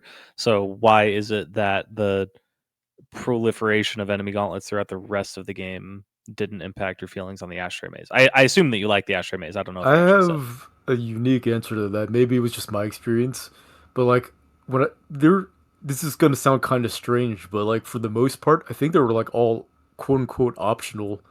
And when I say that, I don't mean that you can't run into them. You have to run into them because I think there was a bunch on the critical path. But like I remember the first one where there was like that kind of like a mini boss. I died to him, and I was like, "Oh fuck, I'm gonna have to reload and play through that again." But when you reload away from that area, and you don't have to go back there again. You can just keep playing the game. So I was like, "Oh, this is Oh, actually kind of cool." that's funny. And that's how I felt about Huh. like even like the randomly generated gauntlets, like where you would just like walk into an area and then there would just be a gauntlet there. I kind of like the fact that you weren't locked in. Like if you just didn't feel like doing it, you could just levitate and dash away and just keep doing what you were doing. Actually, no, that's not true because there were sometimes, maybe these were the mandatory ones where it would summon like red walls. I guess that was a Exactly. little bit Yeah. annoying. There are parts where you can just run by everything, and those parts own. But then once you get about the halfway point, everything just becomes a red wall. Yeah. Yep. And I don't mind them gating like critical path progress behind enemy gauntlets like that because none of them are like the game has to force you to shoot things every once in a while, right? Like it can't just like put these enemies in these big conference rooms and then just have you run past them like it's like Dark Souls or whatever. Like they do want you to actually shoot shit. And I think that this game does a decent enough job of like slowing you down and making you shoot shit at a frequency that I find acceptable, I think. Yeah, for sure. It does help that it's like actually pretty enjoyable to shoot them. Yeah, exactly. That's like the most important thing, right? Because if it's not fun, it just sucks. But it is funny to think about that. I think that this game has an example of both a good and a very bad gauntlet. Because good gauntlet, Ashtray Maze, A plus, very very fucking good. Bad enemy gauntlet is all of the stuff with the hedron at the end because it's both too long, too tedious, unfun, and it doesn't serve as a good enough set piece, which feels really weird to say, but it just doesn't, like, the imagery on it is just not evocative enough to where like I felt like I was doing this big grand thing. I was just running from satellite to satellite shooting a fucking laser beam, and every so often when I would do that I would see some hiss flying around up at the top. And given that gauntlet's like length and its importance and relevance to the story, and the fact that it just kind of like falls flat narratively a little bit, I think is like that's an example of a bad one, I think. Yeah, and also like the quote unquote run back for that gauntlet kind of sucks, and like the most like usually when you have to do a run back there, it's not because you get killed by the enemies, but because you fall off the platforms, and it respawns you like at the beginning. But you don't have to kill the enemies that you already killed against, but you still have to like physically travel through those areas Mhm. again, and that's like a little annoying. Yeah, they could have had a better checkpoint system for sure. I do kind of wonder if like how much of the ashtray maze is I mean it's most of it, right? Most of the ashtray maze's quality is because of the music and the presentation of the like area that you're in. And it almost makes you wonder if something like that enemy gauntlet at the head drawn would be better if it was literally just a finished black metal song playing in the background. I think it would Because have helped. I kind of think to what Jordan has said with some of the puzzle games we've played, where like especially with puzzle games, the music that you're listening to is very, very, very, very important because like you need something that's kind of going to help you think, and good music helps you do that. And I think in a game like this, a good soundtrack or a good song that's playing is really important to help you kind of get in the zone. I don't know about you guys, but I absolutely felt like I was in the zone for the entirety of the Ashtray Maze because of that song. And what I kind of realized is as you were talking about that is the rest of the soundtrack in this game kind of sucks, except for like the Mhm. moments where those songs are Yeah. happening. Agreed. I don't even know if music does play for like 60% of the game. It might as well. I literally don't know if it is music or not, and like the moment to moment gameplay. I think Yeah. there is, but it's like weird ambient stuff. Yeah, I think so, cuz I mean so much of the audio design of this game centers around like the eerie, hissy, Yeah, audible like chanting at you or whatever. There wouldn't really be room for music in a lot of this game. yeah. I think for the enemy gauntlets too. I think almost never the gameplay of enemy gauntlets is what makes them fun. It's either the reward or the spectacle that makes them fun. Like, unless the game itself is designed around being a gauntlet, like Doom or Ultra Kill or Devil Daggers, games like that, where they figured out how to make the moment to moment gameplay of fighting a bunch of enemies in a room that respawn fun. It's going to all be about the visuals, the music, the things that you're doing in there that is going to be make it memorable. When it's just like difficult, it's not going to be fun. Yeah, that's true. I do agree with that. Yeah, Yeah, especially because with the I things you do, because like literally just launch by itself makes any combat technically a spectacle, or it can Exactly. be if you have the skill expression for it. And in this game, it's not that hard to do. So, like a lot of the combats in those sections are memorable, and they kind of like are like do-it-yourself set pieces. Right. Yeah, and like I'm kind of thinking of some of the Dark Souls bosses that have enemy gauntlets in them. Dark Souls 2 is the worst example of that. And those are like always the worst boss, fucking Royal Rat Authority and shit I like was that. I was gonna say that if you didn't say Yeah. it. Yeah, I think the difficulty will get you like so if you have a really good reward, then I think the difficulty is worth it. But if it's just like in the critical path, then like it's just going to be like an annoyance and like in the way. And I think for a game like this, without having like a good story payoff, like it would only come towards more of an annoyance rather than like, oh man, this game was so good. Do you remember that part where this was hard as shit? Like that's when you need to like it kind of needs to be like a whole cohesive unit for that to work. Yeah. And I do agree, but when I was thinking about the difficulty, because I was thinking again specifically of that High Halls example in Silk Song, um, and I spent like 2 hours on that shit. But in thinking about it, like, I think it actually does have the spectacle and the music and the difficulty, because like the more you play it, like you're gonna die on one wave and then you'll go to wave plus one and you'll be like, oh my god, there's more, and then you'll go to wave plus two and be like, what the fuck, and then And wave then plus two big three. dudes. Yeah, like it just kept going, and there was like this like mental feeling of feeling like I had to like overcome this fucking trial. And I can't remember if the music changes in that gauntlet or not, but I do know that the High Halls music fucking pones, so it doesn't even matter. And it does have a certain spectacle like in the background as well. So you are absolutely right that I was definitely leaving out some key ingredients there, in addition to the difficulty, I think, being important, because the one that I'm describing is the one that I didn't like in Control with the Hedron. Like, it has the spectacle for sure. I mean, at least like objectively, there is spectacle going on. I don't know if there's any music or anything, and it's clearly trying to convey some kind of emotion that feels really contrived and off-putting. Like every time you hit one of those little satellites, Jesse just goes, "Fuck off!" It's like, who are you talking to? We just killed everyone. Yeah. Um, but it doesn't have the difficulty, and I think that that's like an ingredient there that would have made it a little like the gauntlet. To me, I think a gauntlet is a lot better if it feels like a trial to overcome, and I really like have to struggle through that and like die a couple of times or like whatever. Yeah, and I think for like the dying a couple times, it really like your overall enjoyment of the game is going to affect it a lot too.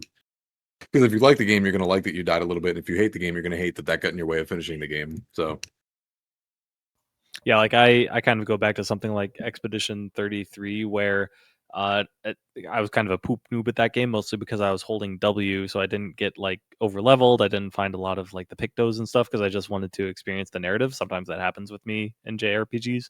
In fact, it happens in most JRPGs that I play because I want to experience the narrative. Um, and yeah, it got to the point where I just lowered the game difficulty to Explorer or whatever it's called in that game, because I just wasn't having it with with the combat anymore, and I just wanted to like get to the next story beat. yeah, Yeah, this is a self-report, but I did that a little bit with this game. Not that the combat was hard, but it didn't. Maybe this is just like my experience, and I was just very much on the lacking side of skill issue. But I felt like no matter how many health power-ups you got, those like living landmines would always take you down to 1 HP. So I just turned on like some of the damage reduction and the accessibility, and I thought it felt better. yeah, I think that's Um, fine. yeah, I mean, there's a reason I said I feel like you absolutely have to go down the entire health skill tree because I definitely died in this game. Um, like when stuff hits you, it hits you hard, and like those like screechy enemies that like disappear and then reappear and screech and hit you, I think that they automatically put you at 1 health. Now, granted, it doesn't take a lot of brain power to hear them scream at you and then press control to dodge or whatever, but like if they do hit you, you are probably going to die, especially if there's other enemies nearby. Yeah, So like the game's not a joke. I don't think. And like yeah, yeah, it's not a yeah. I joke. think it's a good thing. It's a good thing that things do as much damage as that because this is like a peak Uncharted style game of Pikachu, and then like you never die if you Mhm. just do that. Yeah, it just occurred to me that maybe my over reliance on launch caused a lot of those deaths because I didn't have the energy to evade. Yeah, that was why I started taking points in the energy tree because when you get the thing that lets you do like the multi launch or whatever, lets you pick up 3 things. I picked up 3 things and I was immediately out of energy, which meant I couldn't dodge anymore. So I actually started dying. Yeah, I shot everything that didn't have armor because like yeah, the grip did so much, and if you just hide and then like you said with dodge, like that combination. The only times I died the most on the former fight because I would like I just never learned, and every time he would Yep. punch the ground and make a hole, I would dodge into his Yep. punch and fall in the hole, and I did that 3 times in a row, and I was like, I think I'm too old for video games because it just I Exact never same thing learned. happened to me. Yeah, same. And it really doesn't help that you're looking up at him the whole time. Exactly. So like you Yep. you never know where these fucking voids are. And that's where I died the most as well from falling off. But I think like the former fight, I think is the best gameplay moment of the game, and I think it was a bummer for me again, like I mentioned earlier, because it was just like I thought this game was going to do like huge bosses where you'd have to do like Shadow of the Colossus style climbing or something and like hit weak points, but then like former was the only thing I fought that did that, and it was a big bummer. Yeah, the only other one I can think of that's like former is the mold boss. It's a Yeah. pretty similar thing. Almost too similar, maybe. Yeah, I stopped doing the side content near the end of the game, so I missed a couple of the bosses. Like there's like a Shadow Jesse fight or something I saw in the achievements, which sounds cool in concept, but I have no idea if it was Yeah, actually that cool. was that was the mirror dimension one where you fight against Jesse or Essage. Yeah, It's Jesse Jesse backwards. backwards.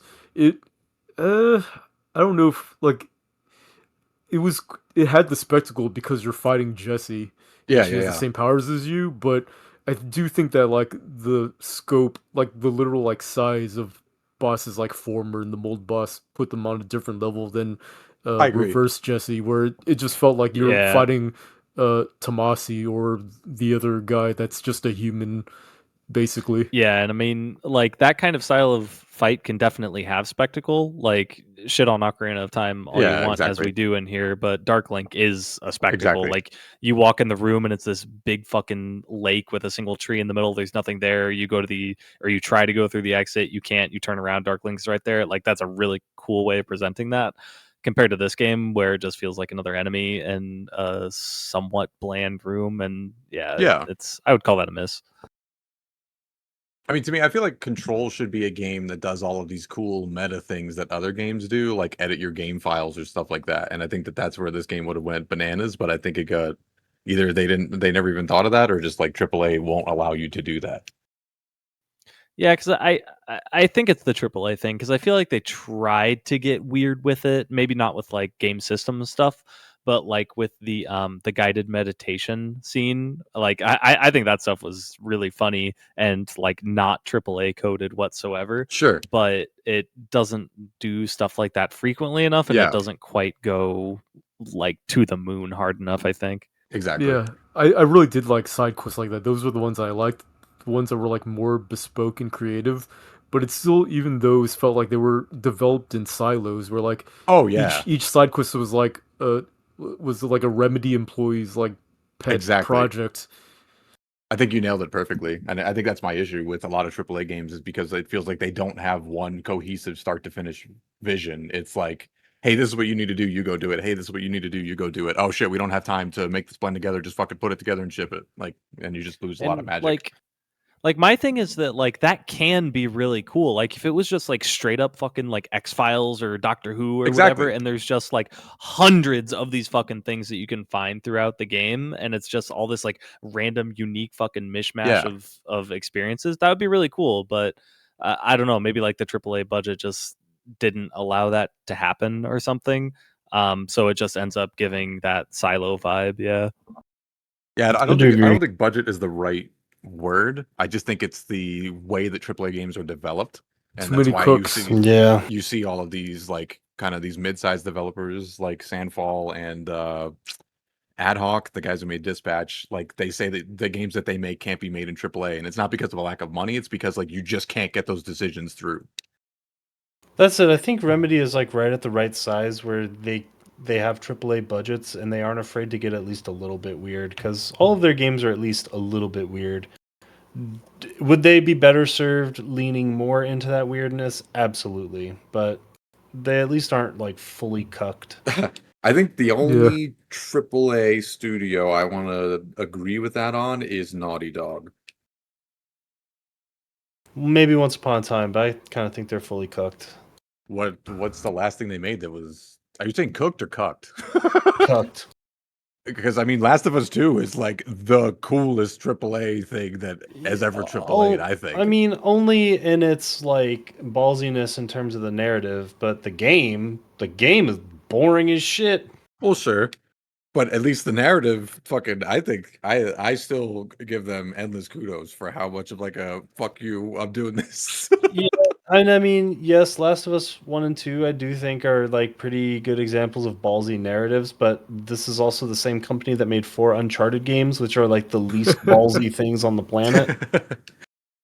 coming back to like Control real quick on that point.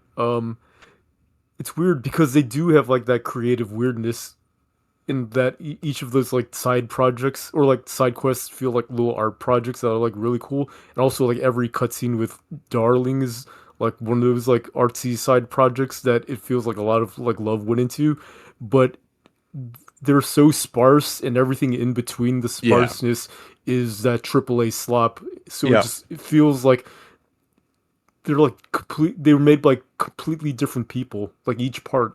Yeah, I agree. And I think that that's probably just I don't even know because Remedy's like privately owned, right? So that's them shooting themselves in the foot. It's not like Daddy Microsoft is saying, "Hey, you can't do X or you can't do Y."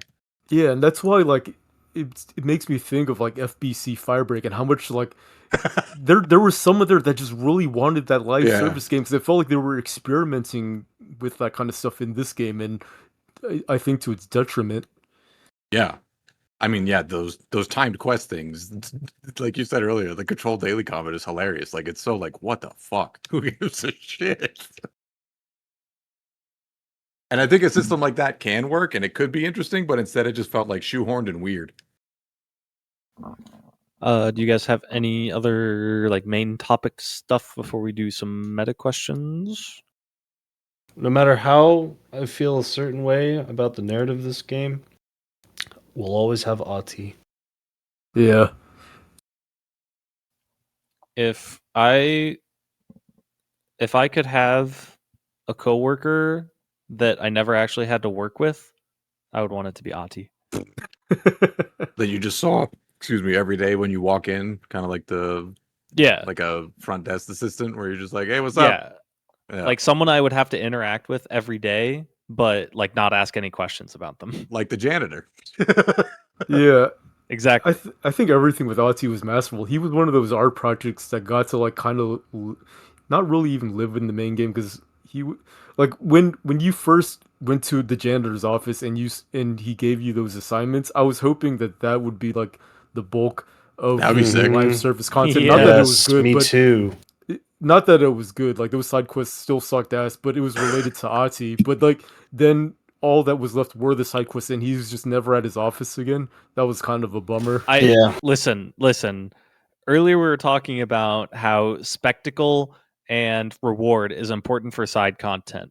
If I went to the little job board in Ati's closet and the reward for that was 5 lines of dialogue from Ati every time, I would do every single one of them. Yeah, exactly. Yeah.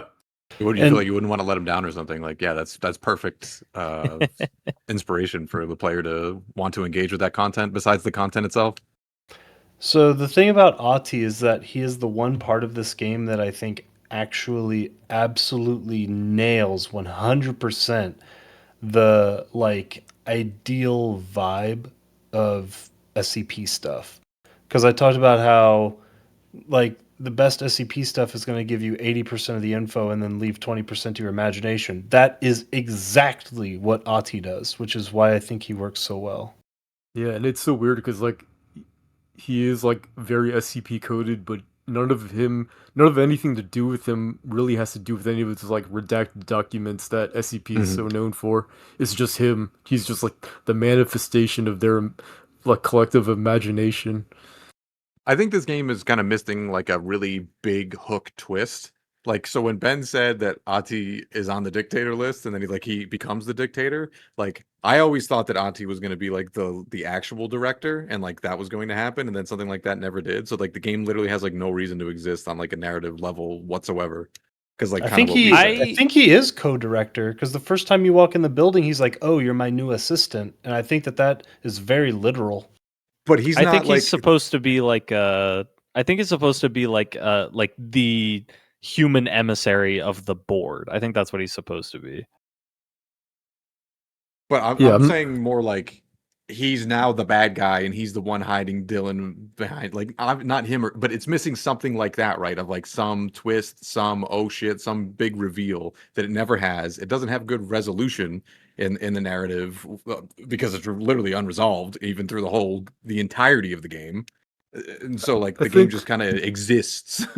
yeah, I think I see what you're saying. Where like if the conclusion involved him more Yeah. somehow, because like the one part where he was in the conclusion like made me laugh a little bit. Where when you're doing the looping in the office worker section, and every time you run past him, he says something new. And then there's one time it's like I knew I picked a good assistant. Like Yeah. that stuff was funny, and then that was his involvement, and it just ended there, which is Yeah. unfortunate. I I think it's fine though. I think that they use him exactly as much as they should have if they were going for the SCP stuff because again it just like leaves what his actual role is in that place up to speculation. Like you don't really know if he's a good guy or a bad guy or how powerful he is or like what his motivations are. You just know that he's clearly this like extremely powerful being in a way that doesn't necessarily need to be explained, but they give you enough info to kind of like fill in those gaps. If I think with what you're saying, Jordan, I think yes, they should have done that, but not for Ati. They should have done it for someone else. They should have done it for That's Dylan, Polaris, like something else entirely. yeah. I was mid me saying all that crap. I actually like in my head reversed my opinion where like I think they did not overstep with Ati. They did you're right. They did Ati just right. And the problem is, as you just accurately stated, is that they should have had more Atis, as in different Mhm. characters that were as good as Yeah. Ati, and not fucking Marshall, and definitely not fucking Dylan Faden. Like if you met like all these different manifestations of the board, like if he's the human manifestation, then you could have like just split him into the 7 deadly sins. Just split him into something like that, and then you have like I don't know, like it's just because nothing happens. Yeah, like I'm like of three minds with this. Like number one, what you're describing is absolutely missing, no doubt. Ending is disappointing. It needed something. On the other hand, I think that Ati is done perfectly. He is not the kind of entity or like narrative piece that you want to give too much information about. Even disregarding like the SCP idea, like he's just something that you don't want to really give an answer on because he part of the reason he's good is because you don't have an answer, and part of that is all adding up to uh the third piece of mind I am about it, which is that like while I don't want there to be a lot of information about him, I think there's another game that had an Ati-like character that also did it perfectly, that also added a big twist with him, and that's G-Man from Half-Life. You have the fucking ending Yeah, where he exactly. kidnaps you at the end of the game, and it's like practically perfect, and then it pays it off even more in Half-Life 2. So yeah, I'm in a very mixed mind there because all three of those things are true. Yeah. Yeah, G-Man's a really good comparison. That's actually yeah, pretty much perfect. I would say G-Man is a very very good analog to Ati. And it's just so hard because they give you a reasonable amount of information about Ati, so I don't know. I think they could have done. I think they could have done it. I think Jordan is right. I think they could have done it. It's just give me like do anything. Like they didn't to me they didn't do anything. Like that's the greatest offense of this game. Like nothing was done from a narrative standpoint. Yeah, and I mean that's really the only reason I kind of slightly disagree about Ati is because I feel like he is the only one where they do give you something. Like they do explain like how has this guy been here since we first inhabited the oldest house in the 1960s and why doesn't he look any older? And like they go into enough detail about Ati to where like I feel like I can sort of extrapolate the rest in a satisfying way. They needed to do that for someone else too. Like literally, Yeah. just pick anything. Pick anything. Pick Yeah. Dylan. Pick Jesse for Christ's sake. Like just pick somebody. I think the only character that really would have had a chance there is Pope, because like Jessie, she's also visually striking and kind of has a personality, but the problem is she's too, I guess, powerless to do Yeah. anything. You don't even need to look at the characters that are there. You can They could look have at done some cool shit with Darling. yeah, you don't even need to think of it as what characters do they have and what can they build out. They could have thought of it differently, as in, hey, we need a function of big bad guy or like super like a Ati style, but the villain or something, and then you make a character. Like we don't need to deal with what we're dealing with. They could do whatever the fuck they want. Well, I feel like they kind of tried to do that with the twist of the director, like the original director. It wasn't very satisfying. Exactly. Yeah. Yeah. Oh, Agreed. you mean Northmore? Is that what his Was name that was? the first director? I think you're right. Or Trench? Either way, it doesn't help that none of them are Trench. actually physically in the game. Yeah, because like the twist with Trench is that he was hiss corrupted and was the one that let the hiss in the first place. But I don't know. It just doesn't really mean anything when you didn't know anything about him from the start of the game, I guess. Yeah. It's actually kind of ironic because maybe if they leaned more into like the AAA focus testing, they would have maybe gone with a different story where like there was a more concrete villain, like a hiss infected Trench. I feel Just like give Yeah. him in like the a focus spectacle boss testing, fight. they I didn't have them mean, play the whole game.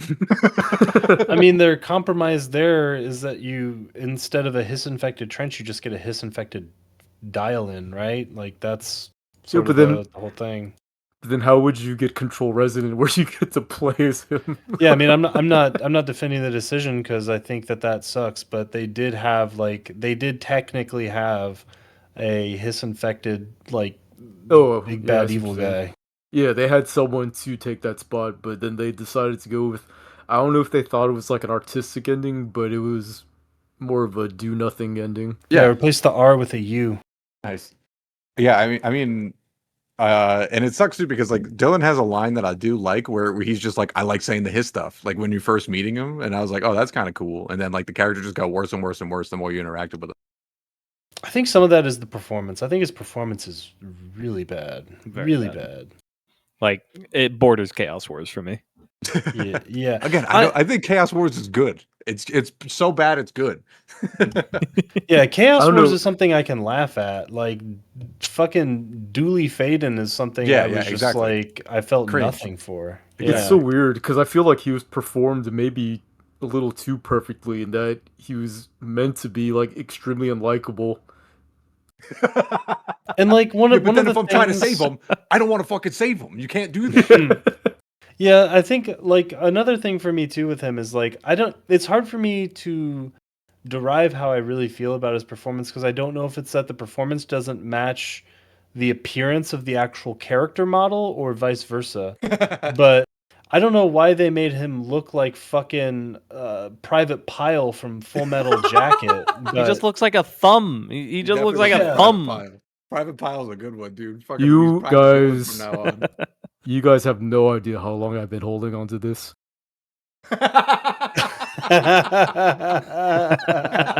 That's really good. oh, when you called him Oh. Dooley Faden, I didn't realize how much he actually looks I like meant him it too. quite fucking literally. Very funny. Wow. So The, and this, the Dylan to DSP pipeline. yeah, so Yeah. this is a callback to the Ooh episode where at the end I kind of oversold it, where I said like I came up with like a lot of like one-liners and zingers for this episode, but what I really meant is that I came up with a lot of derogatory nicknames for Yeah. Dylan Faden. I mean, I'm glad you said it the way you did, and it resolved the way it did. Because yeah, it didn't give away anything, but it fucking delivered. They just look Oh, like the same shit. person in different stages of their life. Yeah, exactly. Yeah, I don't know. I think, yeah, like kind of like we said though, like narratively, you're trying to save this guy that like they're making you basically intentionally fucking hate, and you have no frame of reference for what he was when you're not supposed to intentionally fucking hate him. So why, like, that's why I was basically hoping that the fake ending was the real ending, because I wanted it to be a bad ending. Because fuck this guy, I don't want to save him. I guess I don't know. They just don't. They don't give you enough. I don't know. I might be repeating ourselves at this point, but they just don't give you enough reasons to care about Dylan or Dylan's relationship with Jesse. Yeah. Like, is there anything that is number one? It's only told. They never show anything with their past at Ordinary. But is there anything that Jesse ever says more than "he's my brother, I have to Nope. save him"? No. That's pretty much it. If she did say more than that, I didn't remember it. So it's the same thing as her not saying it. He is a straight MacGuffin. He is a plot device to move the plot forward, and for some reason they also resolved the plot with him. Man, the Magic 8 Ball is not signing good portents for the narrative. Or the magic cue Resonance. ball. Got him. Nice. Oh yeah, Control Resident. I want to go watch the trailer now because yeah, if Dylan's the fucking lead, we He might is. have to play that. I promise you, I don't even have to watch it. He again. is. I I- promise you. He Okay, is. we have to play it then for this. We have to do it. we have to. Now we have to. just for the jokes that Ben's gonna write. We're gonna have to go through 30 hours of horseshit just so we can. It's listen to okay. Ben talk shit. It's okay. They gave him a beard. He doesn't look like a No. thumb. I will say that the narrative of Control is an extremely salvageable thing, especially in retrospect. Like, there's a lot of things that they could do kind of post ipso facto with the second Control game that would shed a lot of light on the first game in a satisfactory way. So, like, they can right their wrongs. It's just a matter Yeah. of will they, and I don't think they will, primarily because they didn't do that with the DLC. I know one very concrete and easy way they could do it. For whatever reason, I don't care how you have to contrive it, he becomes mute. That would be cool. Yeah, I think it He's would a be cool playable too, and character. it would work. His vocal cords just got too fucked up after being hiss infected. Done. Exactly. Make him talk like the fucking board. Speaking the board language. I do That would love the also be board cool. language, by the way, quick aside. I I love do the little too. the little slashes where it's like you now have the ability to float / superhero. I love that stuff. Yeah, I think the stuff with the way that the board talks to you is a highlight in my opinion for sure. Yeah, especially when they threaten you. Those are like the funniest ones to me. Did you guys feel like the tone of the board being like this kind of like omnipotent being got undermined in the Foundation DLC? Because I felt like that they became like little bitches. Yeah, like kind of a little jokey, maybe a little too Yeah, the millennial. whole DLC is very jokey that I didn't like. Like the suddenly Jesse Faden's bringing out one-liners like in the fucking that minecart section that you mentioned earlier, Ben, where I was like, this isn't how she acted at fucking all.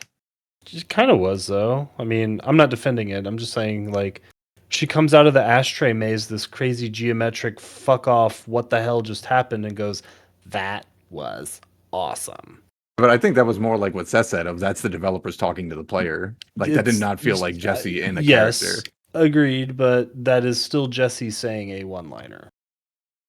And there's another one or two in there as well. I I'm just can't Jesse pinpoint fucking them. Faden. Yeah, there you go. I actually like those because unlike all the other characters in the game, I think Jesse Faden has the charisma to pull it off at least. Yeah, I agree with that. I mean, I only like her physical design. I think that's the only good thing about the character. The actress had moments, but I don't know if it was the actress's fault or the I think it's the script's writing's fault fault. or the placement of where they were trying to give her voice lines. Like there was something that was just kind of off kilter about it at times.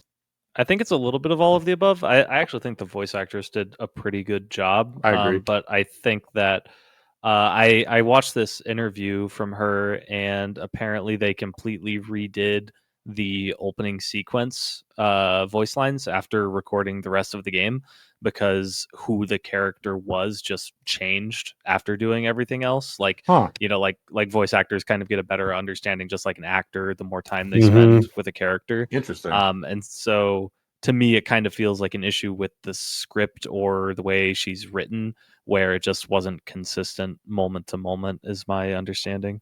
I agree because I think she did a great job. Yeah, so I'd agree that it's probably a failure of writing. Anything else you guys want to hit before meta? I don't think I got any. I don't got I any think we get juice. meta with it. Which one of these do you want to do, Thomas? I feel like we kind of already talked about the first two, and I don't really know if there's we enough talk about- meat. Well, that's true. Yeah. Did we talk about the extended universe? Besides Ben? I Ben briefly obviously said- touched on it, and I Yeah, I guess my guess- answer to that question is yes, because I Yeah, I mean, literally yeah. did. Yeah. I knew Ben's answer. Yeah. I guess we didn't really touch on this too much, but yeah. So, question is, going into Control, I don't think any of us were really familiar with any of the Remedy games. At least I know I wasn't. Seth I had played wasn't. Control back when it came out. I knew that much, but I don't think you went on to play any of the other games. So, the question is, did Control make you want to actually seek out the other games in the Remedy extended universe, like Alan Wake, like what's the other one? Quantum Break, Quantum something. So I mean, for me, a little bit, yeah. But like, the more I thought about it, and the more time passed since like when I played it to like not playing another game, the less I really cared to. And I think the reason for that is that you know, we've said it a couple times, like Control has a lot of really good discrete small ideas, but there aren't very many ideas I think that Control doesn't already touch on that would make for their own halfway decent game. I know the like concept, like the altered world event shadows stuff from the second DLC is like a big part of Alan Wake 2, but like even that's not that unique. Like it was Scary Darkness, whatever. But yeah, I just don't see that many things in Control that make me think like, oh, this should be its own standalone game. Yeah, it's actually really weird because I can only say this in retrospect because like nothing from Control made me like ready for what I experienced in Alan Wake 1, but I do highly recommend that game. I think you guys would actually really enjoy it. But like there's nothing about Control that would like signify that, if that makes sense. Yeah. My answer to the question is that Control made me less want to play things in the Remedy Extended Universe. Me too. But me too. because I always have tangentially wanted to play Alan Wake since it came out, basically, but just like never did. And then Ben saying it's a masterpiece, it's like, okay, I want to play it. But after playing Control, I'm like, I hope it's as good as Ben says it is. Yeah, because that's this game yeah, wasn't. yeah, and that's why I had to That's- add that qualifier, and I could only say this in retrospect because I played Alan Wake. Because there's no way I could confidently say that without having played it. It just wouldn't Yeah, make yeah, sense.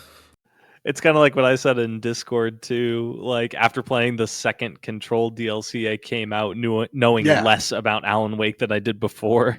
Yeah, there's one thing I will say about that DLC. It will not spoil anything about Alan Wake 1. It didn't seem like it did. I mean, I played it and I felt like I'd fucking, like Seth said, like you don't know fucking anything. Yeah, I thought it was more centered around Alan Wake 2 than 1. Yeah, I think that's what I googled as well, that it served more of a bridge into Alan Wake 2. And you played the OG Alan Wake, right? You didn't play the remake, remaster, whatever it is. Yeah, I played a little bit of the remaster, and when I saw Alan Wake's face, I was like, nah, I'm gonna play the original, because that character model is heinous. That's funny. It's like the Assassin's Creed remake. Yeah. But yeah, I'm with Jordan in that going into this game, I had like already almost pre-convinced myself that I was going to play Alan Wake 1 and 2. I was like, the real question here is, am I going to pick it for Tash or do I want to wait that long? Now I'll probably just end up playing them. Now I don't think I'm going to play them at all, to be quite honest with you. I may play Alan Wake 1 just on the like urging of Ben's like I think Alan Wake 1 for this would be cool. The quality control of the Ben Pinion makes me want to play it. I really do think it's a really good game. I think it'd be good for this for sure. Objectively, and it's just so weird because like there are like a lot of connections to Control, but the connections are more like Easter eggs, whereas like the feeling that you have while playing them is like so completely different. I definitely feel like was Remedy still AAA when they were in Alan Wake? I actually have no idea. I imagine they probably are because of Max Payne, right? And they had that Rockstar money from Max Payne. Yeah, that's what I was thinking. But I feel like they were probably still not fully in the shit of, hey, we're too big, we can't fucking make a cohesive game anymore. I think Alan Wake was probably like they're on their way out for doing that, and then now they're just too big, and then they make games like Control and Control Resident, which I'm excited for for the wrong reasons. I think I guessed Jordan's rating too high. Maybe. I know you all did by a mile. I don't think I did. Bro, unless you're under a 3, I think I'm satisfied with my guess. All I'm gonna say is my guesses for Seth and Ben were more than double what I guessed for Jordan. It should be probably close to quadruple. I think it's actually I think it's actually close to triple. It should be higher than that, probably. Oh my god, is this about to be a 2? Bro, if you rate this the same as fucking Fate Stay Night, I'm not gonna respect you anymore. Well, I think Tears of the Kingdom is a more enjoyable experience than Control was. No. Oh, jeez. Wow. I mean, why don't we just go into ratings then? I didn't mention much because I don't want to bring down the vibes because I figured that you guys like it. But I mean, I thought this game was like painfully boring and didn't do anything. Well, keep going. What's your rating? 1.5. Oh, shit. Oh my god! That was higher than my revised guess in my head. I was after you were just talking about just now, I was thinking 1 out of 10 in my head. Jordan, you gotta stop doing this where you're like, oh, I forgot that shooty games can be fun, and then you're a fucking 1.5. So that's the thing. Like the promise of what the game was 2 hours in is not what the game became 9 hours in at the credits. Like it was like, oh, this is fun, but then it never grew, and launch made it actively worse of an experience, and then the enemies never got cooler. And like I said, Former was the only fight that was like any sort of engaging, and it was still like baby's first engaging boss fight. Like the narrative is as bad as could be. It might as well, like, if it was Twilight Zone, it would be so much better. If there just wasn't a center narrative and I was just going into different universes, like, I just thought this game was painfully boring and didn't do anything for me. Dog, you like Fate Stay Night more than this game. What the I know it's fuck? fucked up, right? Well, I Is do this as your new well, so- lowest rated game? It's tied with Logic Bombs. I was really close to giving this game a 1. Really That's- close. It's my that's lowest way- rated game that Shit. I've finished. I just realized that like there could be depths even lower than that because you can definitely rate something 0.5. Are we allowing I won't 0 go out of below 10? 1. I won't go. 1 is the Okay, bottom of never my scale. mind. I always assumed 1 was the lowest. Yeah. Yeah. Okay. Yeah, no, but I didn't want to bring down everyone else's vibe with how much I really didn't like this game, especially like after it was basically after the Former fight, like it just kept getting worse and worse and worse. And by the time I was at the ashtray maze, I was like, if I liked this game, this would be awesome. But please, for the love of God, just end. Yeah, I knew you didn't like it Holy. just based on the like sort of side jabby comments you'd been making leading up to this. I was like, oh yeah, he did not like this game, but Jesus Christ, did I not expect that? I would have never guessed that. I had like my spicy guess was putting you sub 5, and I was pretty confident in that. But fucking 1.5. What Yeah. the fuck? It's just like the triple. It's everything we mentioned. It's just like a AAA nightmare of a game that doesn't have a cohesive vision, so it doesn't tell anything well. I feel like oddly enough, I've been doing a lot of shitting on this game, so my score is going to be surprising too. But we'll see. Yeah. I in this whole conversation, I was like, oh shit, Seth doesn't like this game as much as I thought he fucking did. I think I've pretty actively communicated the way that I feel about this game insofar as my score will make a lot of sense. Well, I wanted to do a bit because I pulled a D4 over from my D&D dice to decide who was going to give the rating first. Sesh already went, but a D4 is really fitting because it's pyramid shaped like the board, so I'm still going to roll it. And I'm going to ignore a 1, which is what I rolled. Oh, a 3 is me. Haha. Yeah, so despite everything that I've said here, like I still have a lot of nostalgia for SCP. This I felt like was one of the first like AAA games that I truly fell in love with, and I think that this is a fair game, or like I think it is a good game to be in the AAA genre. I think we already kind of talked about that. I think if more AAA games had the level of presentation that this game had, more AAA games would be good. And that's to say nothing about the narrative that we've already like lambasted on. Something that did stand out to me as I was playing this game compared to the first time, because I kind of thought I was going to rate this game a 9 going into it, and especially when I started playing. But the thing that really stood out to me that is going to bring down my score a little bit is that, man, the gameplay is just like so like linear from point A to point B. Like you get levitate and you have a gun, and that's all you're doing from the beginning to the game to the end of the game. And this game would have been a lot lower if that gameplay loop of shoot and launch was not fun. But like this game would be a minimum 7 out of 10 just based on picking up a fucking box and chucking it at a dude's head. Like it just feels so good. The presentation is so good, even if the narrative, the writing, the characters aren't quite there. This game has, like, basically, I'll put it this way. I think that AAA games, I just automatically write off a bunch of stuff that I think is going to be bad, mostly in the characters, mostly in the narrative, mostly in the writing. But everything else about this game, I fucking love. And I'm also glad that it is as short as it is. I actually thought it was longer going into this, but I think it is a very good length. But yeah, 8.5. Did I get it? Enough. I'm happy. Nailed Oh it. damn! I was slightly off. Well, I more than agree slightly that off. you're correct on the presentation, and they do have really good sound design. But the problem for me with being AAA is you better.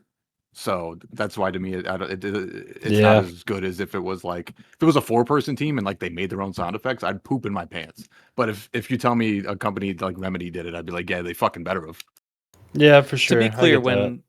when I say like the presentation, I'm not necessarily talking about things like the visual fidelity and things like that. Like, yeah, I think the sound design is great and all of that, but I mean things like the cinematography of when the board shows up, or Sure. like the lingering long shots of Ati just like sweeping his mop.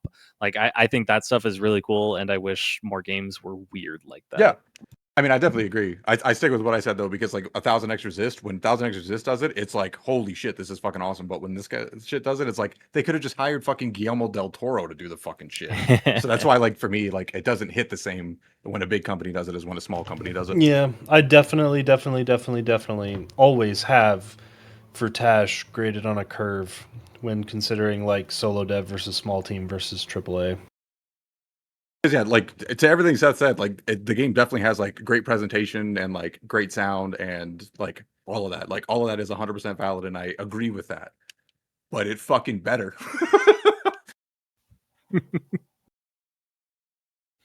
I rolled a 4, and that is Ben. I'm very conflicted on this game because like I remember when we were on Discord and I had just beaten the game, and I think I made a passing comment where I said like you can safely rate me a high rating on this game. You son of a Um, bitch. well, it's not gonna be like that.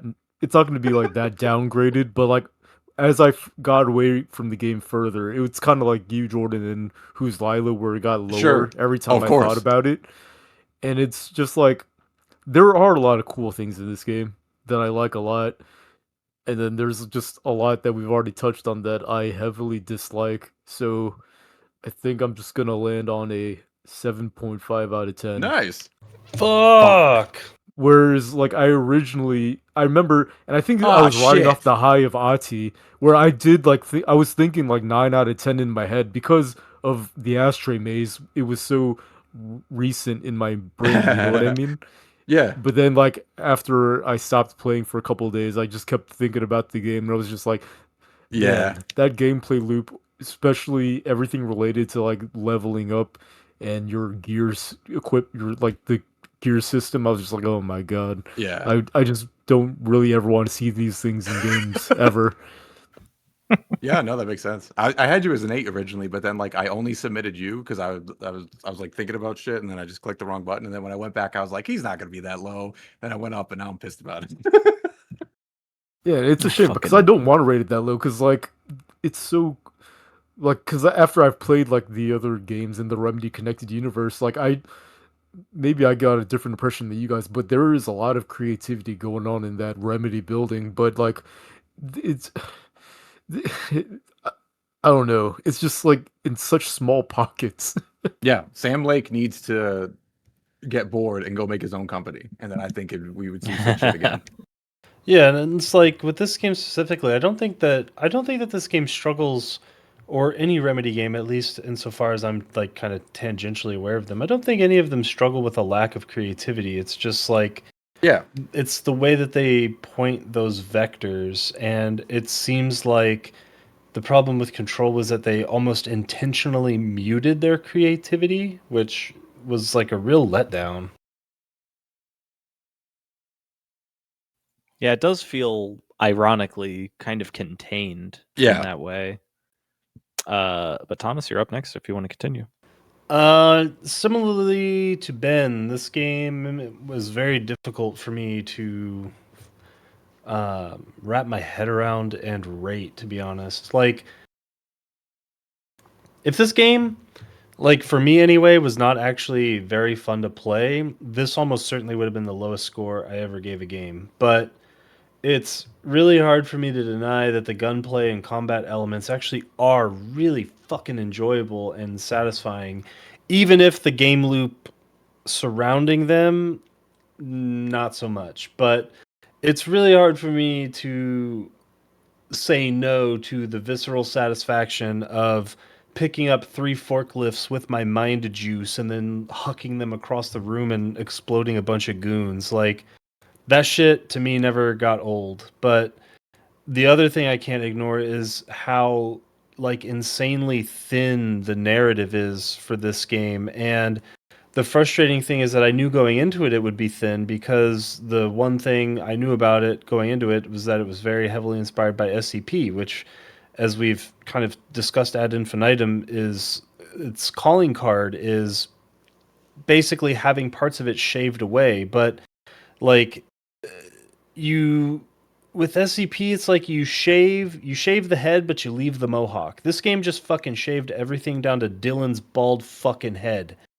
And when you do that, it's just there's nothing left. And it could have been a little more forgivable if they had included some more of those emotional peaks and valleys we talked about a little bit earlier. But it felt like this game was so intentionally flat. It was just like it was like it must be like this game is almost the visual representation of what it must be like for like a schizophrenic person to be heavily medicated, where they're just inside of this crazy fucked up mind palace, but they have so much abilify coursing through their veins that everything is just kind of flat.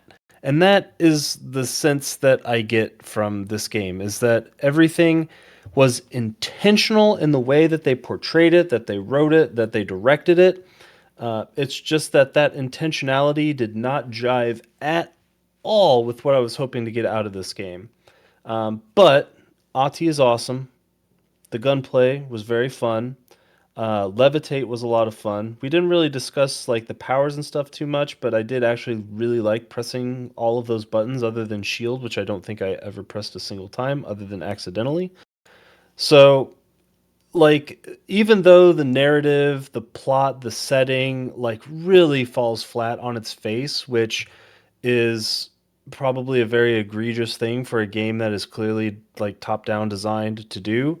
uh I just had fucking fun like running through this game and playing it. Like I don't regret a single minute I spent playing this game. And even though I'm shitting on everything so hard, I still picked up every document in the game and read all of them, just because maybe it was hopium, I don't know. But I enjoyed myself playing this game. It's just that this narrative really really fucking sucked. But even with that in mind, I'm still actually gonna give it a 7 out of 10.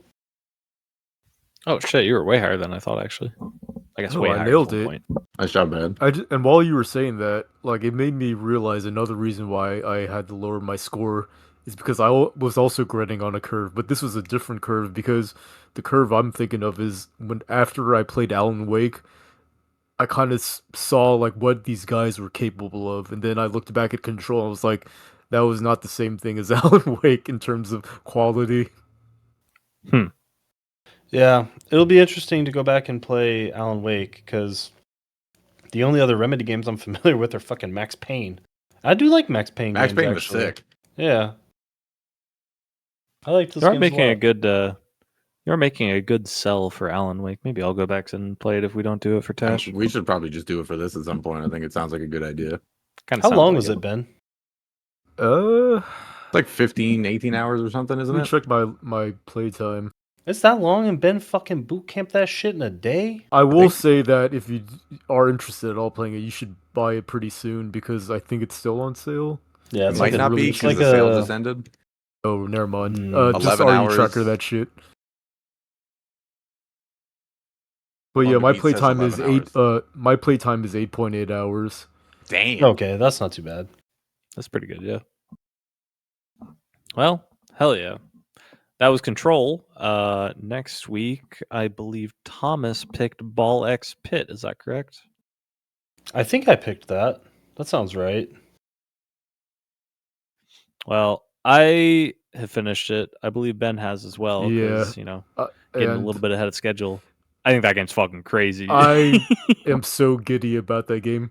Ah. I don't care if I'm Same. spoiling it. That was the best game I played this year or last year, or you know what I mean.